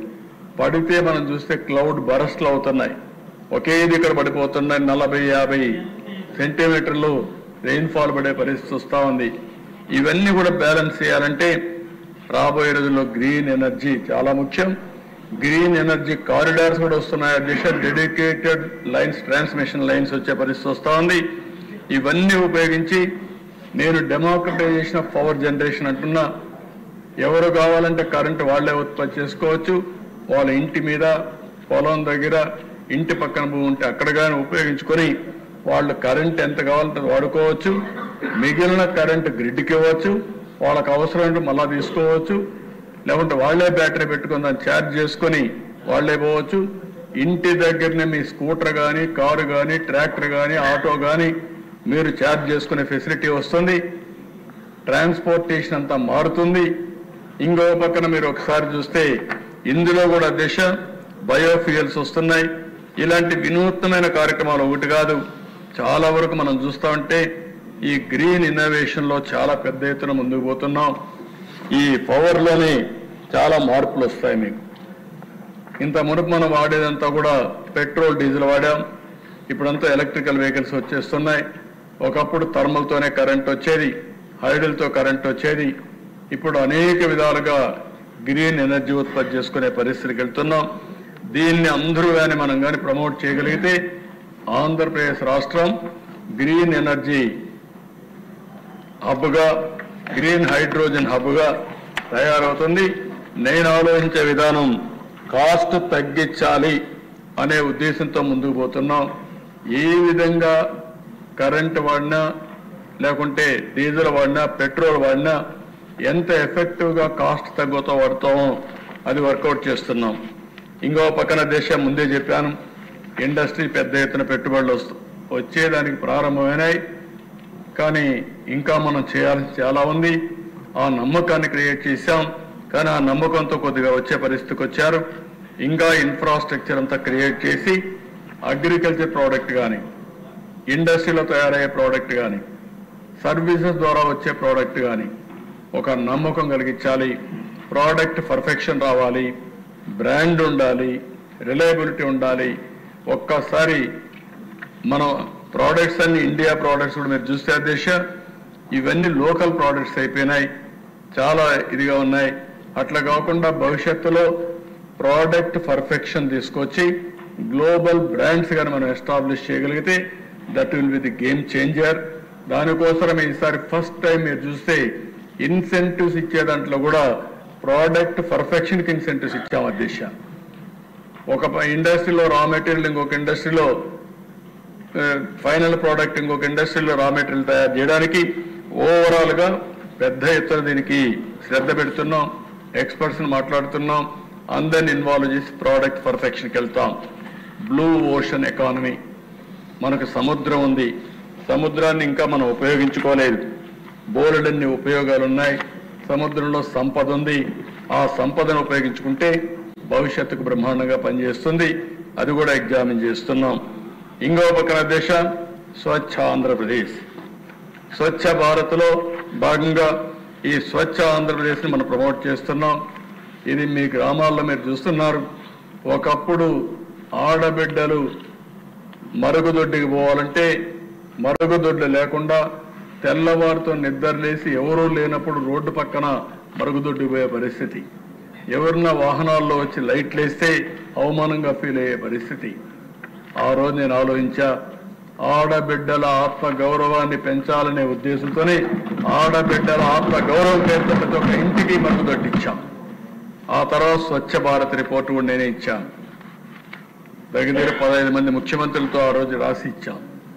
గవర్నమెంట్ ఆఫ్ ఇండియా ఒక బ్రహ్మాండంగా ఒక డిపార్ట్మెంట్ క్రియేట్ చేసి స్వచ్ఛ భారత్కి నిధులు ఇచ్చే పరిస్థితికి వచ్చారు. మన రాష్ట్రంలో వస్తే 83 లక్షల మెట్రిక్ టన్నులు చెత్తంతా రోడ్ల మీద పేరుకుపోయే పరిస్థితి వచ్చింది. అది క్లీన్ చేయాల్సిన అవసరం ఉంది. వేస్ట్ ఎనర్జీ ప్లాంట్లు పెట్టాం, అవన్నీ నిలిపేసే పరిస్థితికి వచ్చారు. ఒక 2 పని చేస్తున్నాయి. ఇంకో పక్క ఊర్లలో మీరు చూస్తే మీకు ఎక్కడ పైన కనపడుస్తూ ఉంటాయి. వేస్ట్ కాంపోస్ట్ షెడ్లు కట్టాం. అక్కడనే రీసైక్లింగ్ కాంపోస్ట్ కన్వర్షన్, దాన్ని మళ్ళీ పొలాలకు వాడడం, వాళ్ళు ఆ ఊర్లో ఉపయోగపడకపోతే మార్క్ ఫెడ్ ద్వారా కొని ఎక్కడ కావాలంటే అక్కడ అమ్మే బాధ్యత కూడా వాళ్ళకి అప్పచెప్పాం. ఇవన్నీ చేస్తే అధ్యక్ష వ్యవస్థను పూర్తిగా సర్వనాశనం అయిపోయింది. మళ్ళీ నేను ఒకటే చెప్తున్నా, స్వచ్ఛ భారత్, స్వచ్ఛ ఆంధ్రప్రదేశ్ మనందరి కళ. రాబోయే రోజు ఒక లెగసీగా తయారు కావాలి. నేను జపాన్కి పోతే అధ్యక్ష ఎక్కడ చెత్తే కనపడదు, ఎక్కడ కాగితమే కనపడదు. ఎక్కడన్నా కాగితం కనపడిస్తే ఆ కాగితం తీసుకొని జోబులో పెట్టుకొని ఇంటికి పోయి డస్ట్బిన్లో వేస్తాను. ఆ కల్చర్ రావాలని కోరుకుంటున్నా. అది వస్తే ఈ రాష్ట్రంలో చాలా సమస్యలకు పరిష్కారం వస్తుంది. రెండవది ఆలోచన విధానం కూడా మారాలి. మనం అందరం కూడా తెల్లవారితో నిద్రలేస్తే నిన్న కూడా నేను చెప్పాను అధ్యక్ష, మనం టూరిజం రావాలనుకుంటున్నాం, ఇండస్ట్రీ రావాలనుకుంటున్నాం. ఇక్కడ మోసాలు చేస్తాం, తప్పులు చేస్తాం, బెదిరిస్తామంటే ఎవరు వస్తారు అధ్యక్ష? ఇక్కడ ఎవరు రారు. అందుకే మన ఆలోచన విధానంలో కూడా మార్పు రావాలి.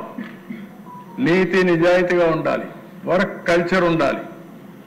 చెప్పిన పని చేసినట్టే ఉండే పరిస్థితి వస్తేనే ఇవన్నీ సాధ్యమవుతాయి.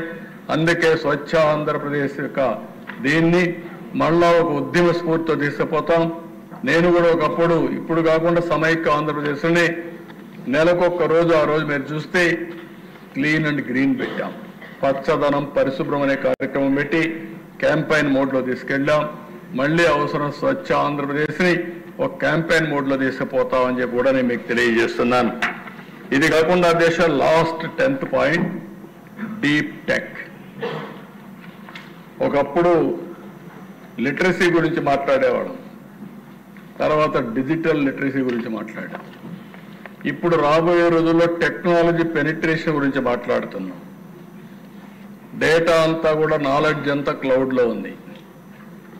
రియల్ టైం డేటా అంతా కూడా మీరు చూస్తే శాటిలైట్ ద్వారా వస్తుంది, లేకపోతే డ్రోన్ ద్వారా వస్తుంది, సీసీటీవీ కెమెరాల ద్వారా వస్తుంది, సెల్ ఫోన్ ద్వారా వస్తుంది, ఐఓటీస్ ద్వారా వస్తుంది, వేరబుల్స్ ద్వారా వస్తుంది, రియల్ టైం డేటా వస్తుంది. ఈ రెండు కానీ పెనిట్రేట్ చేసే దిశ మీరు కానీ చేయగలిగితే ప్రిడిక్టివ్ అనలిటిక్స్ రియల్ టైంలో వచ్చి ఆటోమేటిక్గా సొల్యూషన్ కూడా రియల్ టైంలో తీసుకునే పరిస్థితి వస్తుంది. నేను అందుకే ఒక కేస్ స్టడీ కింద చెప్పాను. ఈరోజు చాలా పెద్ద ఎత్తున మీరు చూస్తే డేటా వల్ల చాలా లాభాలు వస్తున్నాయి. భవిష్యత్తులో డేటా వెల్త్ దిశ, ఇది సంపద. ఎంత డబ్బులు మీ దగ్గర ఉందనేది కాదు, ఎంత డేటా మీ దగ్గర ఉందనేది చాలా ముఖ్యం. ఆ డేటా కూడా ఎక్యురసీ ఉండాలి. ఇలాంటి గార్బేజ్ ఉంటే టెక్నాలజీలో గార్బేజ్ ప్రొడ్యూస్ అవుతుంది. కానీ ఏదైతే క్వాలిటీ డేటా ఉంటే అనలిటిక్స్ ఉపయోగిస్తే మీకు అనలిటిక్స్ వల్ల వండర్ చేసే పరిస్థితి వస్తుంది. అందుకే మొన్నే ఒకసారి ఐఐటి చెన్నై వచ్చారు, మెడ్రాస్ వచ్చారు. వాళ్ళు చాలా హ్యాపీగా ఫీల్ అయ్యారు.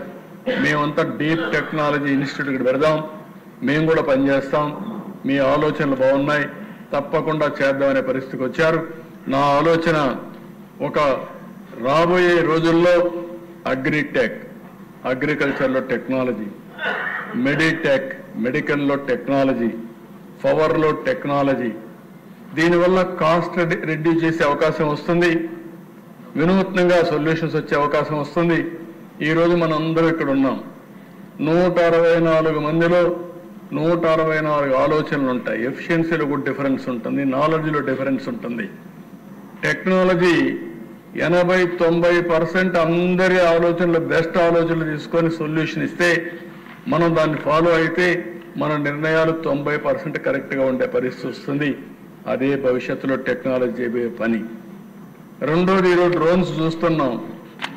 20 మంది మందు కొట్టేది ఒక డ్రోన్ కొట్టేసే పరిస్థితి వస్తూ ఉంది. అనవసరంగా మందు, ఒకప్పుడైతే మందుల షాప్ వాళ్ళు చెప్తే ఆ మందు తీసుకొచ్చి కొట్టేవాడు. ఏ మందు కొట్టాలంటే ఆయన చెప్పేవాడు, నేను కొట్టేవాడు. 2 సార్లు 3 సార్లు కొట్టి అప్పులు పాలైపోయేవాళ్ళు. ఈరోజు అధ్యక్ష అవన్నీ పోయినాయి. ఈరోజు మీరు చూస్తే ఎక్కడ పెస్ట్ ఉంటే అక్కడనే అప్లికేషన్ చేసే పరిస్థితికి వచ్చాం. ఎక్కడ మస్కిటో ఉంటే ఆ మస్కిటో దగ్గరనే అప్లికేషన్ చేసే పరిస్థితి వచ్చాం. ఇలాంటి టెక్నాలజీస్ అన్ని వస్తున్నాయి. ఇవన్నీ చేస్తామని చెప్పి తెలియజేసుకుంటూ ఈ 10 ప్రిన్సిపల్స్ పెట్టుకొని మనం రాబోయే రోజుల్లో ముందుకు పోవాల్సిన అవసరం ఉంది. Next, community living and village to be building block కింద ఈ ప్రభుత్వం ఆలోచిస్తున్నామని చెప్పి కూడా నేను మీకు తెలియజేస్తున్నాను. ఇక్కడ చూసినప్పుడు దేశ equitable access to clean water, power అవన్నీ ఇచ్చి, ప్రైమరీ హెల్త్ ఇవన్నీ ప్రమోట్ చేసి, గ్రీన్ ఎనర్జీ ఇవన్నీ ఉపయోగించుకుని, బ్యాంకింగ్ సర్వీస్ అన్నీ పెట్టి, అదే మరిగా prevention of local traditions, community centres for cultural, social and economic యాక్టివిటీస్ని క్రియేట్ చేయడం. గ్రామాల్లో ఇవన్నీ మనం క్రియేట్ చేయగలిగితే చాలా వరకు ఆ గ్రామ స్వరూపమే మారే పరిస్థితి వస్తుంది. 100% రోడ్డు కనెక్టివిటీ పెట్టడం, అదే మరి రోడ్లు కానీ నీట్గా వేసి ఆ వాతావరణం క్రియేట్ చేస్తే అక్కడి నుంచే పని చేసుకునే పరిస్థితి వస్తుంది. ఇంకో పక్కన దిశ ఎక్కడికక్కడ మనం చూసినప్పుడు ఈ డిజిటల్ కనెక్టివిటీ ఇవన్నీ కానీ ఇవ్వగలిగి విలేజ్ యాజ్ ఎ యూనిట్ తీసుకొని, నేను అక్కడ ఫ్యామిలీ యాజ్ ఎ యూనిట్ అన్నాను, ఆ తర్వాత ఇక్కడికి వచ్చినప్పుడు విలేజ్ యాజ్ ఎ యూనిట్, వాళ్ళకు కావాల్సిన అన్ని ఫెసిలిటీ, డ్రైనేజ్ ప్రాపర్గా ఉండడం, సిమెంట్ రోడ్ వేయడం, కరెంట్ స్ట్రీట్ లైట్స్ పెట్టడం, రోడ్లు ప్రాపర్గా ఉండడం, వాళ్ళ మార్కెటింగ్ పాలిటీ చేయడం, అక్కడి నుంచి ఎకనామిక్ యాక్టివిటీకి ముందుకు పోతామని చెప్పి కూడా నేను మీకు తెలియజేస్తున్నా.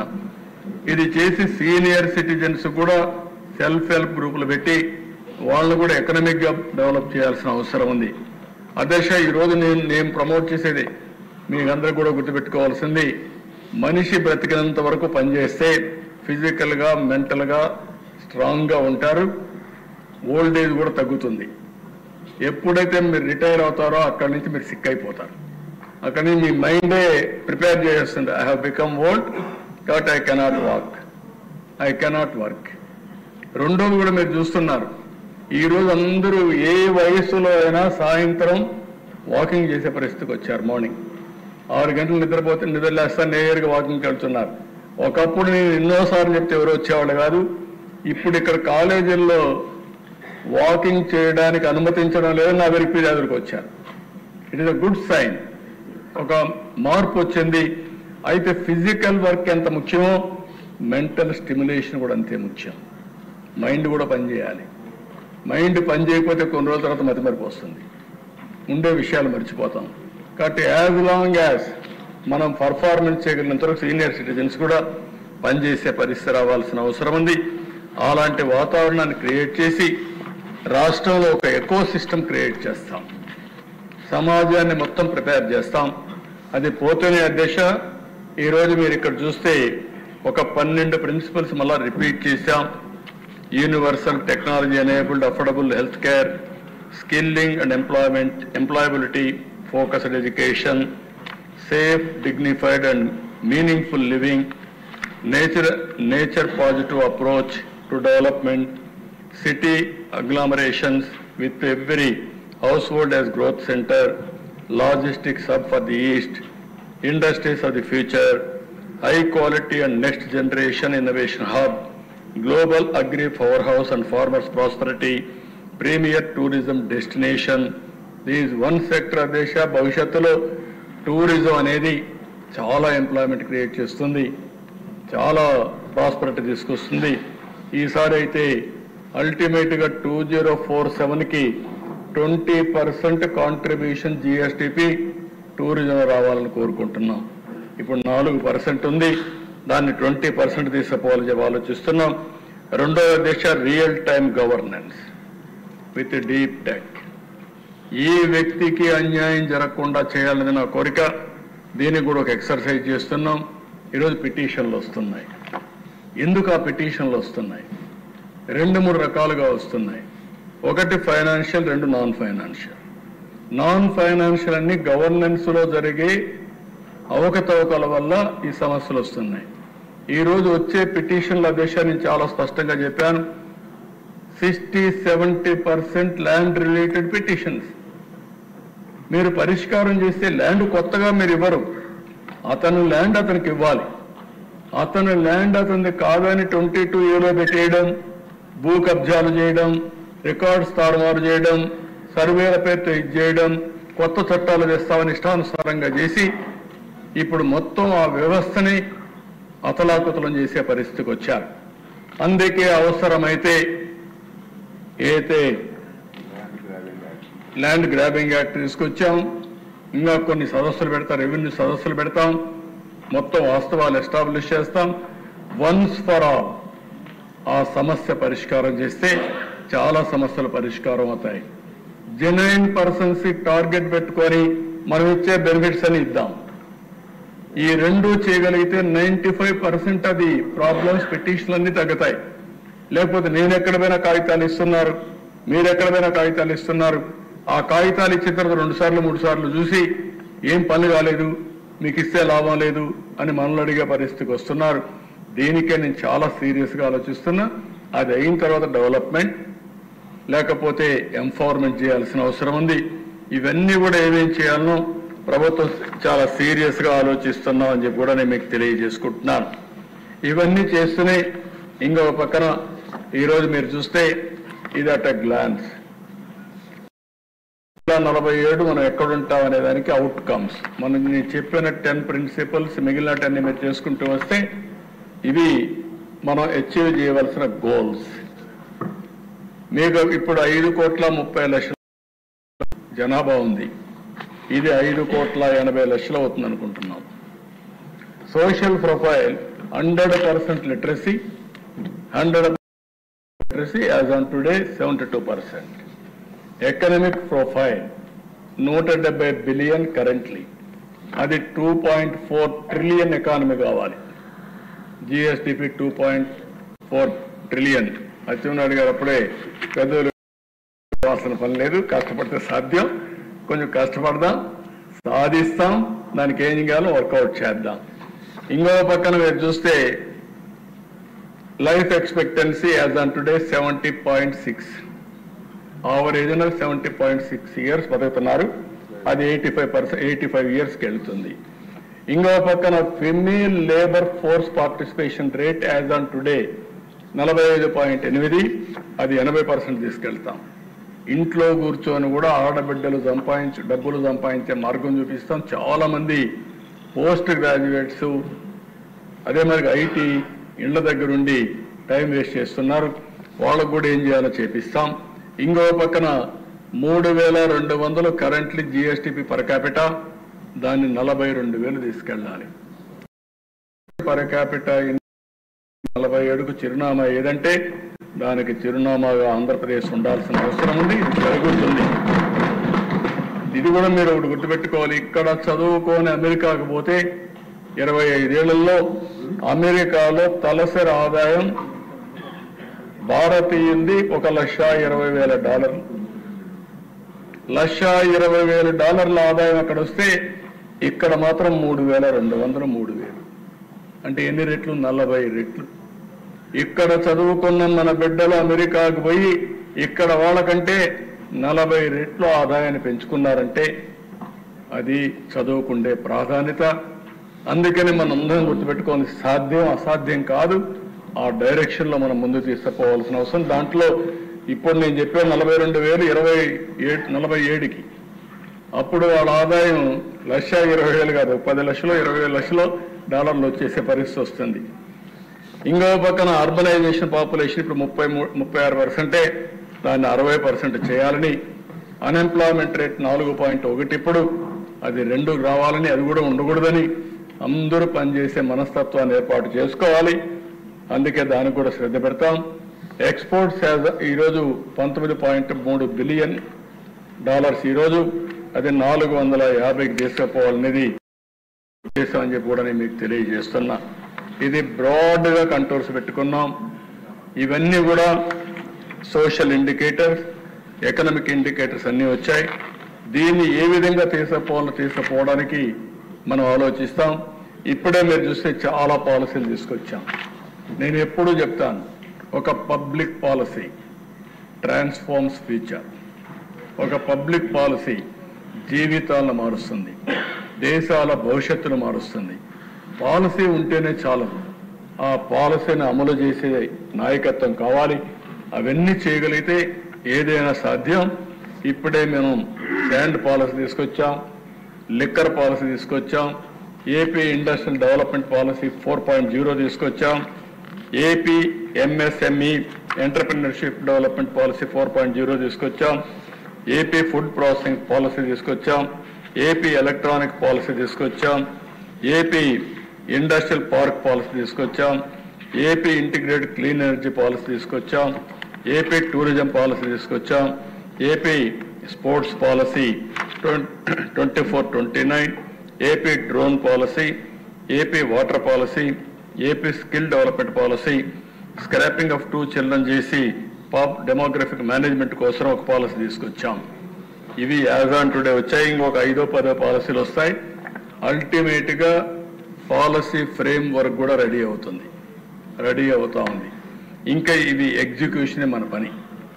ఇది ఎగ్జిక్యూషన్ చేయగలిగితే ఏదైనా సాధ్యం. అందుకే దీనికి ఎక్కడ పాలసీలు కావాలని పాలసీ ఫ్రేమ్ వర్క్ ఇస్తాం. ఇంకెవరికి డిస్క్రిప్షన్ లేదు. ఎవరు వచ్చినా వాళ్ళకి ఏం కావాలో ఫెసిలిటేట్ చేసుకుంటూ ముందుకు పోతాం. నెక్స్ట్ ఇక్కడికి వచ్చినప్పుడు ఈ పాలసీల ప్రభావం అప్పుడే మన మీద కనపడస్తా ఉంది. పాలసీలు ఉంటేనే సరిపోదు, దానికి సరైన నాయకత్వం ఇచ్చే ఆలోచన మనకు ఉండాల్సిన అవసరం ఉంది. ఈరోజు ల్యాండ్ అలాట్మెంట్ చేస్తే ఏపీఐసిలో 3,500 కోట్లు పెట్టుబడులు వచ్చాయి. 9,573 కోట్ల మందికి ఉద్యోగాలు వస్తున్నాయి. మల్లవల్లి ఇండస్ట్రియల్ పార్క్ నాశనం చేస్తే మళ్ళా స్ట్రీమ్ లైన్ చేశాం. 4,000 కోట్లు పెట్టుబడి వస్తుంది. 30,000 మందికి ఉద్యోగాలు వస్తాయి. ఎస్ఐపిబి ఇండస్ట్రీస్ అన్ని కూడా Mittal steel plant, LG electronics ఇవి ఇచ్చాం. 73,000 కోట్ల రూపాయలు ఒకే మీటింగ్లో క్లియర్ చేశాం. దీంట్లో 27,891 మందికి ఉద్యోగాలు వస్తున్నాయి. ఎస్ఐపిబి ఎనర్జీ కింద 11,900 కోట్లు క్లియర్ చేశాం. 6,075 కోట్లు వస్తాయి. 6,075 మందికి ఉద్యోగాలు వస్తాయి. ఎన్టీపీసీ ఇప్పుడే చెప్పాను, పిఎం ఈజ్ లేయింగ్ ఫౌండేషన్ అని 1,81,000 కోట్లకు ఫేజ్ 1, ఫేజ్ 2, ఫేజ్ 3 చేస్తున్నారు. 1,22,500 మందికి ఉద్యోగాలు వస్తాయి. ఎన్హెచ్పిసి 1,00,000 కోట్లు పెట్టుబడి పెడుతున్నారు. 7,000 మందికి ఉద్యోగాలు వస్తాయి.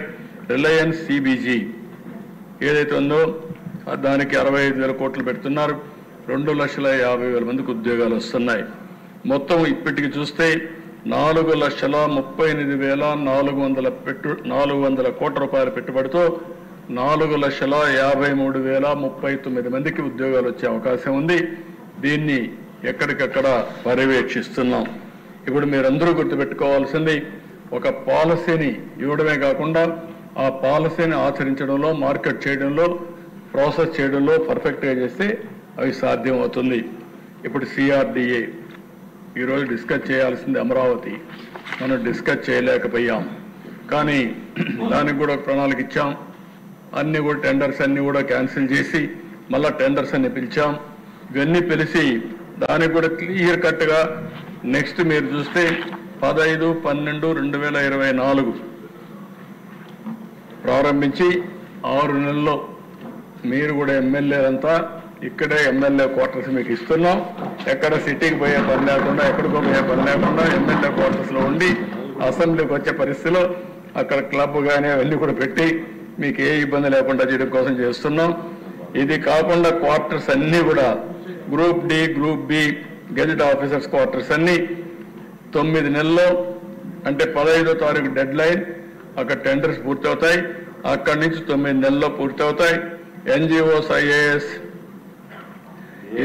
AAS quarters, ministers quarters, judges bungalows ఇవన్నీ కూడా 9 నెలల్లో పూర్తవుతాయి. ఎల్పిఎస్ ఇన్ఫ్రాస్ట్రక్చర్ జోన్ 1, 2, 3, 4, 5, 6 ఇవన్నీ 24 నెలల్లో పూర్తి చేస్తాం. ఎల్పిఎస్ ఇన్ఫ్రాస్ట్రక్చర్ 7, 8, 9, 10, 11, 12A 24 నెలల్లో పూర్తి చేస్తాం. సెక్రటరియట్ టవర్స్ 30 నెలల్లో పూర్తి చేస్తాం. హైకోర్టు 30 నెలలు, అసెంబ్లీ 30 నెలలు, public private sector land allotments అన్ని కూడా పూర్తి చేసి బిల్డింగ్లు కూడా 24 నెలల్లో పూర్తి చేయాలనుకుంటున్నాం. మ్యాక్సిమం 30 నెలల్లో దగ్గర 30 నెలలు అంటే లెస్ దెన్ 3 years. 3 సంవత్సరాల్లో అమరావతికి ఒక షేప్ తీసుకొచ్చి మళ్ళీ ఇక్కడ కూర్చున్నప్పుడు గర్వపడేవిధంగా అమరావతి వస్తుంది. దానికి కూడా స్టార్ట్ చేస్తున్నాం. దీనికి కూడా ఒక 50,000 కోట్ల రూపాయలు పెట్టుబడి పెడుతున్నాం. కాబట్టి 50,000 కోట్ల రూపాయలు ప్రాథమిక అంచనా. దీనికోసం ముందుకు పోతున్నాం అని చెప్పి కూడా మీకు తెలియజేస్తున్నా. ఇది నీకు చాలా కోరిక ఉంది. మీది ఊరే కాబట్టి అవసరం లేదు మీకు. చూద్దాం, ఒకసారి ఆలోచించి. ఫస్ట్ వచ్చారు కాబట్టి ఎమ్మెల్యేస్ అందరూ, వాళ్ళు కూడా మళ్ళీ రావడానికి అదే మరి హైదరాబాద్లో కూడా ఇచ్చాం. దాన్ని ఒక ట్రాన్స్పరెంట్గా ఏం చేయాలో ఆలోచించి అది కూడా చేస్తాం. ఇక్కడికి వచ్చినప్పుడు పోలవరం మీరు ఒకసారి చూస్తే 14, 19, 7 మండలాలు తీసుకొచ్చాం. 11,702 కోట్లు ఖర్చు పెట్టాం. అది ఈరోజు 55,548 కోట్లు అవుతుందని 17-18లోనే సిడబ్ల్యూసీ అందరూ కూడా అప్రూవ్ చేశారు. 72% పూర్తి చేశాం. ఇంకో పక్క వరల్డ్ రికార్డ్, అది Guinness record, 32,315 cubic metre concrete వేయించాం. అదే మరి వీళ్ళు వచ్చిన తర్వాత మీరు చూస్తే 3.84% పనులు చేసి మొత్తం డ్యామేజ్ చేసి డయాఫామ్ వాల్ నాశనం చేస్తే ఇప్పుడు మళ్ళా డయాఫామ్ వాల్ కొత్తగా కట్టే పరిస్థితికి వచ్చాం. ఏదేమైనా వే ఫార్వర్డ్ మీరు చూస్తే 12,157 కోట్లు గవర్నమెంట్ ఆఫ్ ఇండియా ఇచ్చారు. అదే మరి ఈరోజు చూస్తే డయాఫామ్ వాల్ కూడా ఏజెన్సీని ఫిక్స్ చేసేసాం. రేపు రాబోయే రోజుల్లో ప్రిపరేటరీ వర్క్స్ అన్ని పూర్తయినాయి. డయాఫామ్ వాల్ అయితే మార్చి 2026కు పూర్తవుతుంది. ప్రాజెక్ట్ పూర్తిగా డిసెంబర్ 2027 లోపల ఎట్టి పరిస్థితుల్లో పోలవరం ప్రాజెక్టు పూర్తి చేసి జాతికి అంకితం చేస్తాం. నెక్స్ట్, ఇది పోలవరం సైట్ ప్రాజెక్ట్. ఇప్పుడు ఇది మీకు బ్రాడ్గా చూపించినప్పుడు ఏ విధంగా ప్రిపేర్ చేసి చూపించాం, 10 ప్రిన్సిపల్స్ చూపించాం, మిగిలిన ఫ్యామిలీ వ్యవస్థ ఇవన్నీ కూడా చెప్పాం. ఏ విధంగా భవిష్యత్తులో ముందుకు పోవాలో చెప్తూనే ఇప్పుడు యూస్ కేసెస్ కూడా ఏ విధంగా మనం ఈ 4 నెలల పాలసీల వల్ల ఏమేం చేసాం అవి కూడా మీకు చూపించాం. ఈరోజు భవిష్యత్తులో మానిటరింగ్ మెకానిజానికి leadership council, steering committee, state లెవెల్లో ఒక విజన్ మేనేజ్మెంట్ యూనిట్ పెడుతున్నాం. రాష్ట్ర స్థాయిలో ఒక విజన్ మేనేజ్మెంట్ యూనిట్ పెట్టి దానికి కావాల్సిన advisory committee, professional support, line departments, districts అన్నీ కూడా అనుసంధానం చేస్తాం. ఏదైతే మనందరం గుర్తుపెట్టుకోవాల్సింది, మానిటరింగ్ మెకానిజం ఎగ్జిక్యూషన్ పర్ఫెక్ట్గా ఉంటే మనం అనుకున్న లక్ష్యాలన్నీ కూడా కరెక్ట్గా ఉంటాయి. అందుకని స్టేట్ లెవెల్లో ఒక మెకానిజం తయారు చేస్తున్నాం. ఇది అయిన తర్వాత డిస్ట్రిక్ట్ లెవెల్లో డిస్ట్రిక్ట్ విజన్ మేనేజ్మెంట్ యూనిట్ ఒకటి తయారు చేస్తాం. Economic growth, quality of life, real time governance అన్ని కూడా పెట్టి అక్కడనే మానిటర్ చేస్తూ వాళ్ళు చేసే యాక్టివిటీస్ అన్ని ఆన్లైన్లో అనుసంధానం చేసి రియల్ టైంలో మానిటర్ చేసే పరిస్థితి వస్తుంది. అదే సమయంలో మండల్ లెవెల్లో కూడా ఇది చేసి ముందుకు పోతున్నాం. అంటే 3 లెవెల్స్లో, 1 స్టేట్, 2 డిస్ట్రిక్ట్, 3 మండల్ లెవెల్లో కూడా చేస్తాం. దీనికి విజన్ డాక్యుమెంట్స్ అన్ని తయారు చేసుకొని ముందుకు పోతాం. ఇక్కడ క్లియర్గా key performance indicators, standard operation procedures అన్నీ పెడతాం. ఏ వ్యక్తి ఏ విధంగా పనిచేయాలి, పని చేయకపోతే స్టాండర్డ్ టైంలో పని చేయకపోతే ఎందుకు చేయలేదు, నెక్స్ట్ ఏ విధంగా ఎక్సలరేట్ కావాలి, అవసరమైతే కొంచెం అడ్మినిస్ట్రేటివ్ రిఫార్మ్స్ కూడా తీసుకొస్తాం. టెక్నాలజీ పెరిగింది, బిజినెస్ రూల్స్ అన్ని ఓల్డ్లో ఉన్నాయి, అవి అవుట్డేటెడ్గా ఉన్నాయి. ఇప్పుడు టెక్నాలజీ అంతా కూడా ఫ్యూచరిస్టిక్గా వచ్చేసింది. ఈ 2 అనుసంధానం చేసి ఏ విధంగా చేయాలనో మొత్తం ఆలోచించి దానికి కూడా రిఫార్మ్ చేస్తాం. రాష్ట్రాన్ని మొత్తం మనం చూస్తే అమెరికాలో ప్రెసిడెంట్ ట్రంప్ వస్తానే ఒక 2-3 టాప్ పీపుల్ని పెట్టి కంట్రీలో అడ్మినిస్ట్రేటివ్ రిఫార్మ్స్ తీసుకొచ్చారు. మనం కూడా ఎవరైతే ఎలాన్ మస్క్ అని రామస్వామిని 2 పెట్టి వారు కూడా తెచ్చే పరిస్థితి వచ్చారు. మనం కూడా అవన్నీ ఆలోచిస్తాం.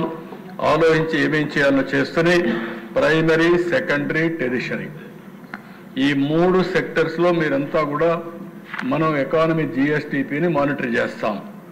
ఇంకొక పక్కన మనం సేవలు అందిస్తూ ఉంటాం. 1 మనం ఇచ్చే వెల్ఫేర్, 2 మనం ఇచ్చే రెగ్యులేటరీ సర్వీసెస్. ఇవన్నీ కూడా వేరియస్ థింగ్స్ పెట్టుకొని అల్టిమేట్గా ప్రజలకు సాటిస్ఫాక్షన్ ఉండే విధంగా ట్రాన్స్పరెంట్గా ఎక్కడికక్కడ పనులు చేసే విధానానికి శ్రీకారం చుడతాం. దీనివల్ల చాలా వరకు ఒక పాజిటివ్ అట్మాస్ఫియర్ క్రియేట్ అవుతుంది, ప్రజలు కూడా ముందుకు వచ్చే పరిస్థితి వస్తుంది. అదే మరి ఎక్కడికక్కడ క్లియర్ మెజరబుల్ ఆబ్జెక్టివ్స్ పెట్టుకుంటూనే, అదే మరి ఇంకొక పక్కన మీరు చూస్తే division and roles and responsibility అక్కడ డిస్ట్రిక్ట్ మండల్ లెవెల్కి తీసేపోయి అన్ని ఏరియాల్లో జవాబుదారీతనం తీసుకొస్తాం. రేపు రాబోయే రోజుల్లో ఒక ఆఫీసర్ ఇప్పుడు నేను చూస్తున్నాను, మానవతా దృక్పథంతో హ్యూమన్ యాంగిల్లో మీరు ఆలోచించి సమస్యల పరిష్కారం చేయమంటే మనం ఒక పిటిషన్ పంపిస్తే ఆయన పైకి పంపిస్తాడు, కిందికి పంపిస్తాడు, డిస్పోజ్ అయిపోయింది అంటాడు. ఇది కరెక్ట్ డిస్పోజల్ కాదు. డిస్పోజల్ అంటే ఆ సమస్యకు పరిష్కార మార్గం చూపించడం, హ్యూమన్ యాంగిల్లో ఆలోచించడం. అంతేకాకుండా పక్క వాళ్ళకు పంపిస్తే మళ్ళా అతను తిరుగుతానే ఉంటాడు. 5 ఏళ్ళు 10 ఏళ్ళు 20 ఏళ్ళు తిరుగుతున్నారు, జీవితాంతం తిరిగే పరిస్థితి వచ్చారు. తిరిగి తిరిగి విసిగిపోయి కొంతమంది జీవితాలు వదులుకునే పరిస్థితికి వచ్చారు. కొంతమంది అయితే లిటిగెంట్స్గా తయారైపోయి సమాజం పట్లనే అసహించుకునే పరిస్థితికి వచ్చారు. అందుకే దీనికి ఎక్కడో ఇక్కడ పరిష్కార మార్గం పెట్టాలి. నేను అదే ఆలోచిస్తున్నా. టెక్నాలజీ ఒక హ్యాండీగా వచ్చింది, దీన్ని కూడా ఉపయోగించుకుందాం. ఉపయోగించుకుని నేను రాష్ట్రంలో ఉండే అధికార యంత్రాంగానికి పిలిపిస్తున్నాను. ఈ రాష్ట్రం బాగా నష్టపోయాం. ఇప్పుడు కూడా తెలివైన వాళ్ళు ఇక్కడ ఉన్నారు, కానీ ఇక్కడ ఉండే వాళ్ళు ప్రపంచం అంతా రాణిస్తున్నారు, కానీ ఇక్కడ రాణించలేకపోతున్నారు. దానికి కారణం ఏంటి? ఈరోజు దక్షిణ భారతదేశంలో తక్కువ జిఎస్టిపి వచ్చే రాష్ట్రం, తక్కువ ఆదాయం వచ్చే రాష్ట్రం, తక్కువ తలసరి ఆదాయం వచ్చే రాష్ట్రం ఆంధ్రప్రదేశ్ రాష్ట్రం. ఇది ఏమాత్రం కూడా ఆమోదయోగ్యం కాదు. దీన్ని మనందరం కూడా ఆలోచించాల్సిన అవసరం ఉంది. అదే మాదిరిగా అధికార యంత్రాంగాన్ని కూడా కోరేది, మానవతా దృక్పథంతో ఆలోచించండి. ఆలోచించి సమస్యల పరిష్కారానికి మీరు ముందుకు రండి. అందరం కలిసి పనిచేద్దాం. అందరికీ గౌరవించే విధంగా ఒక వ్యవస్థను తీసుకొస్తామని చెప్పి కూడా నేను మీకు తెలియజేస్తున్నా. December 1 నుంచి నేను కూడా గేర్ ఇచ్చాను, పాలసీలు ఇచ్చాం. ఇంకా జవాబుదారీతనం తీసుకొస్తూనే ఎక్కడికక్కడ ప్రజా చైతన్యం ద్వారా మళ్ళీ నెక్స్ట్ లెవెల్ ఆఫ్ అడ్మినిస్ట్రేషన్ తీసుకెళ్తానని చెప్పి కూడా ఈ సభ ద్వారా మీకు అందరికీ తెలియజేస్తున్నా. ఇవి చేస్తూ ఈరోజు ఇంత మునుపు చేశాం. We have done it before. We will do it again. ఇది అసాధ్యం కాదు. మనం చేసిన పని ఈరోజు మీరు చూస్తే హైదరాబాద్ ఒక ఎగ్జాంపుల్, తెలుగు కమ్యూనిటీ ఒక ఎగ్జాంపుల్, తెలుగు డయాస్పోరా ఎన్ఆర్ఎస్ ఒక ఎగ్జాంపుల్. ఇవన్నీ కూడా ఉన్నప్పుడు మనం ఈ రాష్ట్రంలో చేయాలంటే ఒక పాలసీ మేకర్స్గా, ప్రజాప్రతినిధులుగా ప్రజలిచ్చిన మన అధికారాన్ని సద్వినియోగం చేసుకుని ఒక చరిత్ర రాయడానికి శ్రీకారం చుట్టవలసిన బాధ్యత మన మీద ఉంది. దానికోసం మీరందరూ ముందుకు రండి. ఎప్పటికప్పుడు ఈరోజు నేను చెప్పినట్టన్నీ రాష్ట్రానికి నేను ఆలోచిస్తే మీ అందరి మీద మీ నియోజకవర్గం యొక్క బాధ్యత ఉంది. నాకు కూడా నా నియోజకవర్గం బాధ్యత కూడా ఉంది. నా నియోజకవర్గాన్ని నేను అభివృద్ధి చేస్తూనే రాష్ట్రం కోసం ఒక ప్రణాళిక తయారు చేశాం. ఇక్కడే డిప్యూటీ సీఎం గారు ఈరోజు లేరు, కానీ వారికి కూడా చెప్పాం. జనసేన, బీజేపీ, తెలుగుదేశం శాసనసభ్యులందరూ ఉన్నాం. మనందరి సమైక్య బాధ్యత, సంయుక్త బాధ్యత. ఏ విధంగా మనం నియోజకవర్గాలను అభివృద్ధి చేద్దాం, పోటీ చేసి అభివృద్ధి చేద్దాం. ఆల్ ఇండికేటర్స్లో మనం ముందుంటామో దానికి శ్రీకారం చుట్టండి. మీకు పూర్తిగా సహకరించే బాధ్యత ఒక లీడర్గా, మీ యొక్క టీం లీడర్గా నా బాధ్యత. దాన్ని ఉపయోగించుకోవడం మీ అందరి యొక్క బాధ్యత మరొకసారి తెలియజేసుకుంటూ, ఈరోజు మనం పెట్టిన విజన్ 2047, ఆ రోజు విజన్ అంటే నవ్వారు, ఇప్పుడు నవ్వేవాళ్ళు లేరు. ఎందుకంటే నవ్వితే ప్రజలు అసహించుకుంటారు. అప్పుడు ప్రజల్ని మభ్యపెట్టడానికి ఈయన విజన్ మాట్లాడుతున్నాడు, 420 అని మాట్లాడే పరిస్థితికి వచ్చారు. కానీ ఈరోజు అన్నీ కూడా ప్రూవ్ అయినాయి, ప్రూఫ్ ఆఫ్ కాన్సెప్ట్ ఉంది, అందరూ యాక్సెప్ట్ చేసే పరిస్థితికి వచ్చారు. నేను ఒకటే చెప్తున్నా, ఏది అసాధ్యం కాదు, సాధ్యం. అది సాధ్యం చేయడానికి మనం ముందుకు పోతున్నాం. అదే సమయంలో మీరు అనుకున్నంత ఈజీ కాదు. ఆ విషయం కూడా నేను చెప్తున్నా ప్రజలందరికీ. డబ్బులు 10 లక్షల దగ్గర 9,74,000 కోట్ల రూపాయలు అప్పు కట్టాలి, సర్వీసింగ్ చేయాలి, సంపద సృష్టించాలి, ఆదాయాన్ని పెంచాలి. పెంచిన ఆదాయం సూపర్ 6 కానీ, అదే సమయంలో మనం ఇచ్చిన ఎన్నికల మేనిఫెస్టోలో ఇచ్చినటువంటి హామీలు కానీ నెరవేర్చాలి. మళ్ళీ మనం అభివృద్ధికి డబ్బులు ఖర్చు పెడితేనే మళ్ళా సంపద సృష్టిస్తాం. కాబట్టి అంత ఈజీ అని నేను చెప్పను, కానీ అసాధ్యం మాత్రం కాదు. కేంద్రం సహకరించాలి. ఒకప్పుడు మీరు చూస్తే ఏదైతే అమరావతిని పూర్తి చేస్తుంటే ఈ రోజుకి అమరావతిలోనే ఒక 10,000 15,000 కోట్ల రూపాయల సంవత్సరం ఈ రాష్ట్రానికి ఆదాయం వచ్చేది. ఈరోజు తెలంగాణ రాష్ట్రానికి ఆదాయం ఎక్కడ వస్తుందంటే హైదరాబాద్లో వస్తుంది. కర్ణాటక రాష్ట్రానికి ఆదాయం ఎక్కడ వస్తుందంటే బెంగళూరు నుంచి వస్తుంది. తమిళనాడుకు ఆదాయం ఎక్కడి నుంచి వస్తుందంటే తెలంగాణ చెన్నై నుంచి వస్తుంది. అంటే అలాంటి రాజధాని చేసి 3 ముక్కలు ఆటాడి 5 సంవత్సరాలు ఒక క్రూషియల్ టైంని పూర్తిగా దుర్వినియోగం చేసే పరిస్థితికి వచ్చారు. అలాంటి సందర్భాలు చాలా ఉన్నాయి. మనం మాట్లాడుకుంటే ఈరోజు పోలవరం పూర్తి అయి ఉండి కొంతవరకు ఇరిగేషన్ ప్రాజెక్ట్స్ పూర్తి చేసి ఉంటే, ఇరిగేషన్ కానీ మనం నీళ్లు ఇవ్వగలిగి ఉంటే వ్యవసాయం బాగా అభివృద్ధి అయ్యేది. వ్యవసాయం పెరిగితే రైతులు బాగుపడేవాళ్ళు. రైతులు పండించిన పంటల వల్ల జిఎస్టిపి వచ్చేది. రైతులకు కొనుగోలు శక్తి పెరిగితే వాళ్ళు కొనుగోలు చేసిన వస్తువుల వల్ల ప్రభుత్వానికి ఆదాయం పెరిగి పేదరిక నిర్మూలనకు ఉపయోగపడేది. ఇవన్నీ కూడా మనం ఆలోచించుకొని ముందుకు పోవాల్సిన అవసరం ఉంది. ఈరోజు ఈ కార్యక్రమాన్ని 2047 విజన్ డాక్యుమెంట్ స్వర్ణ ఆంధ్రప్రదేశ్ని వీలైనంత తొందరలోనే ఇనాగరేట్ చేస్తాం. మీ అందరికీ చెప్పాం, మీరు కూడా ఫీడ్బ్యాక్ ఇవ్వండి. ఇప్పుడు చెప్పగలిగితే చెప్పండి, కాకపోతే మీరు రాసివ్వండి. ఇంకా వినూత్నమైన ఆలోచనలు మీకు వస్తే ఆ ఆలోచనలు కూడా ఇవ్వండి. అన్ని ఆలోచనలు ఎగ్జామిన్ చేస్తాం, ఫైనల్గా అడాప్ట్ చేస్తాం. ఇది అడాప్ట్ చేయడమే కాదు, మీకు అందరికీ కూడా విజ్ఞప్తి చేస్తున్నా, ప్రజలకు విజ్ఞప్తి చేస్తున్నా, జవాబుదారీతనంగా పనిచేస్తాం. ఈ రోజు నేను తయారు చేసే విజన్ 4.0 విజన్ వర్షన్ 1. ఈ వర్షన్ 1 2047కి ఇస్తాం. ఎవ్రీ ఇయర్ మళ్ళా మారిన పరిస్థితులకు అనుగుణంగా వర్షన్లు మారుతూ ఉంటాయి. 5 ఏళ్లలో 4.0 వస్తుంది, 4.1 వస్తుంది, 4.2 వస్తుంది, 4.3 వస్తుంది. 5 ఏళ్లకు 5 వస్తాయి. 5 చేసిన తర్వాత ఎవ్రీ ఇయర్ ప్రజలకు మళ్ళా చెప్తాం, మీరు ఇది చెప్పాం, ఇది మేము చేశాం. ఎక్కడన్నా చేయలేకపోతే ఎందుకు చేయలేం కూడా ఎక్స్ప్లెనేషన్ ఇస్తాం. మళ్ళీ అడుగుతాం మ్యాండేట్. మళ్ళీ నా 5వసారి ముఖ్యమంత్రులు అయ్యి మనం అందరం మళ్ళా తిరిగి వచ్చి విజన్ 5.0 తీసుకొస్తాం. 2047 వరకు ఇప్పుడు మీరు చూస్తే గుజరాత్లో మీరు చూశారు, 30 ఏళ్లుగా ఒకే పార్టీ ఉంది, బీజేపీనే ఉంది అక్కడ. లేకపోతే చాలా రాష్ట్రాల్లో మొన్నే హర్యానాలో 3 సార్లు వాళ్ళే గెలిచే పరిస్థితికి వచ్చారు. మనం ప్రజల కోసం పనిచేసి ప్రజలను కన్విన్స్ చేసి మన ప్రవర్తన వల్ల మన పనుల వల్ల ప్రజలకు గాని చైతన్యవంతులు చేయగలిగితే, ప్రజల్ని మోటివేట్ చేయగలిగితే, ప్రాపర్గా చెప్పగలిగితే ఎప్పుడు ఉంటారు. ఇప్పుడు నేను 9వసారి ఎమ్మెల్యే, 10వసారి కూడా అవుతాం. అంటే నేను ఎందుకు మాట చెప్తున్నానంటే అక్కడ వరుసగా ఓటేస్తున్నారు. ఇప్పుడు మొన్నటి వరకు 8 సార్లు వేశారు, 9వసారి ఓటేస్తారు. ఓటేసిన ప్రజలకు మనం ఏం చేస్తున్నాం అనేది ఇంపార్టెంట్, మన ప్రవర్తన ఇంపార్టెంట్. వాళ్ళు మనల్ని ఆమోదించాలి, వాళ్ళ కోసం మనం పనిచేసిన నమ్మకాన్ని కలిగించాలి. వాళ్ళ జీవితాల్లో మార్పు తీసుకురాగలిగితే ప్రజలు మనతోనే ఉంటారు. అది చేయాలని మిమ్మల్ని కోరుకుంటూ ఆ దిశగా మీరందరూ ఆలోచించి ముందుకు వస్తారని చెప్పి మరొక్కసారి విజ్ఞప్తి చేస్తూ అందరికీ నమస్కారాలు. రాష్ట్ర ప్రజలందరికీ కోరుకుంటున్న దిశ మీ ద్వారా ఈరోజు మేము ఇచ్చిన డాక్యుమెంట్ ఒక చరిత్ర. ఇక్కడ ఎమ్మెల్యేస్ మీ నియోజకవర్గంలో మీరేం చేస్తారో ఆలోచించండి. ప్రజలు కూడా 2047కి మీరు ఎక్కడుంటారో మీరు కూడా ఆలోచించండి.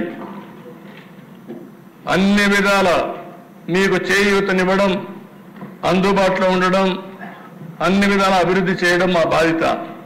చేసినప్పుడు మీరు కూడా భాగస్వాములయ్యి మీరు కూడా చర్చించుకుని మీరు కూడా తదనుగుణంగా ప్రణాళికలు తయారు చేసుకుంటే మీరు కూడా పైకి వచ్చే అవకాశం ఉంటుంది.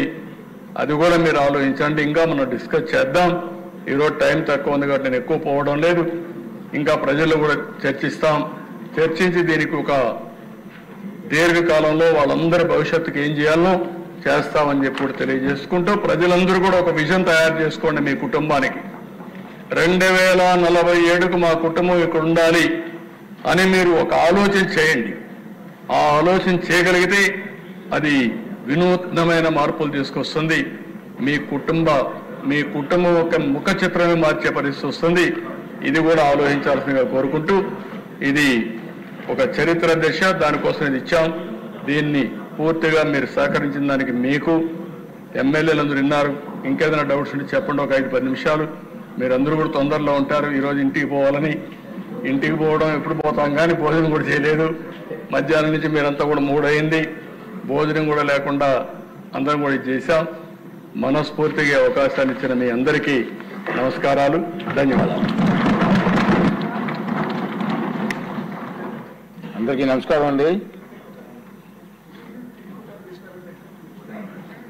అది డిప్యూటీ స్పీకర్ గారికి ఇవ్వండి పిటిషన్స్. అందరికీ నమస్కారం అండి. ఆంధ్రప్రదేశ్ శాసనసభ నుండి 2024-25 ఆర్థిక సంవత్సరానికి 3 ఆర్థిక సమితులకు ఈరోజు జరిగిన ఎన్నికల ఫలితాలు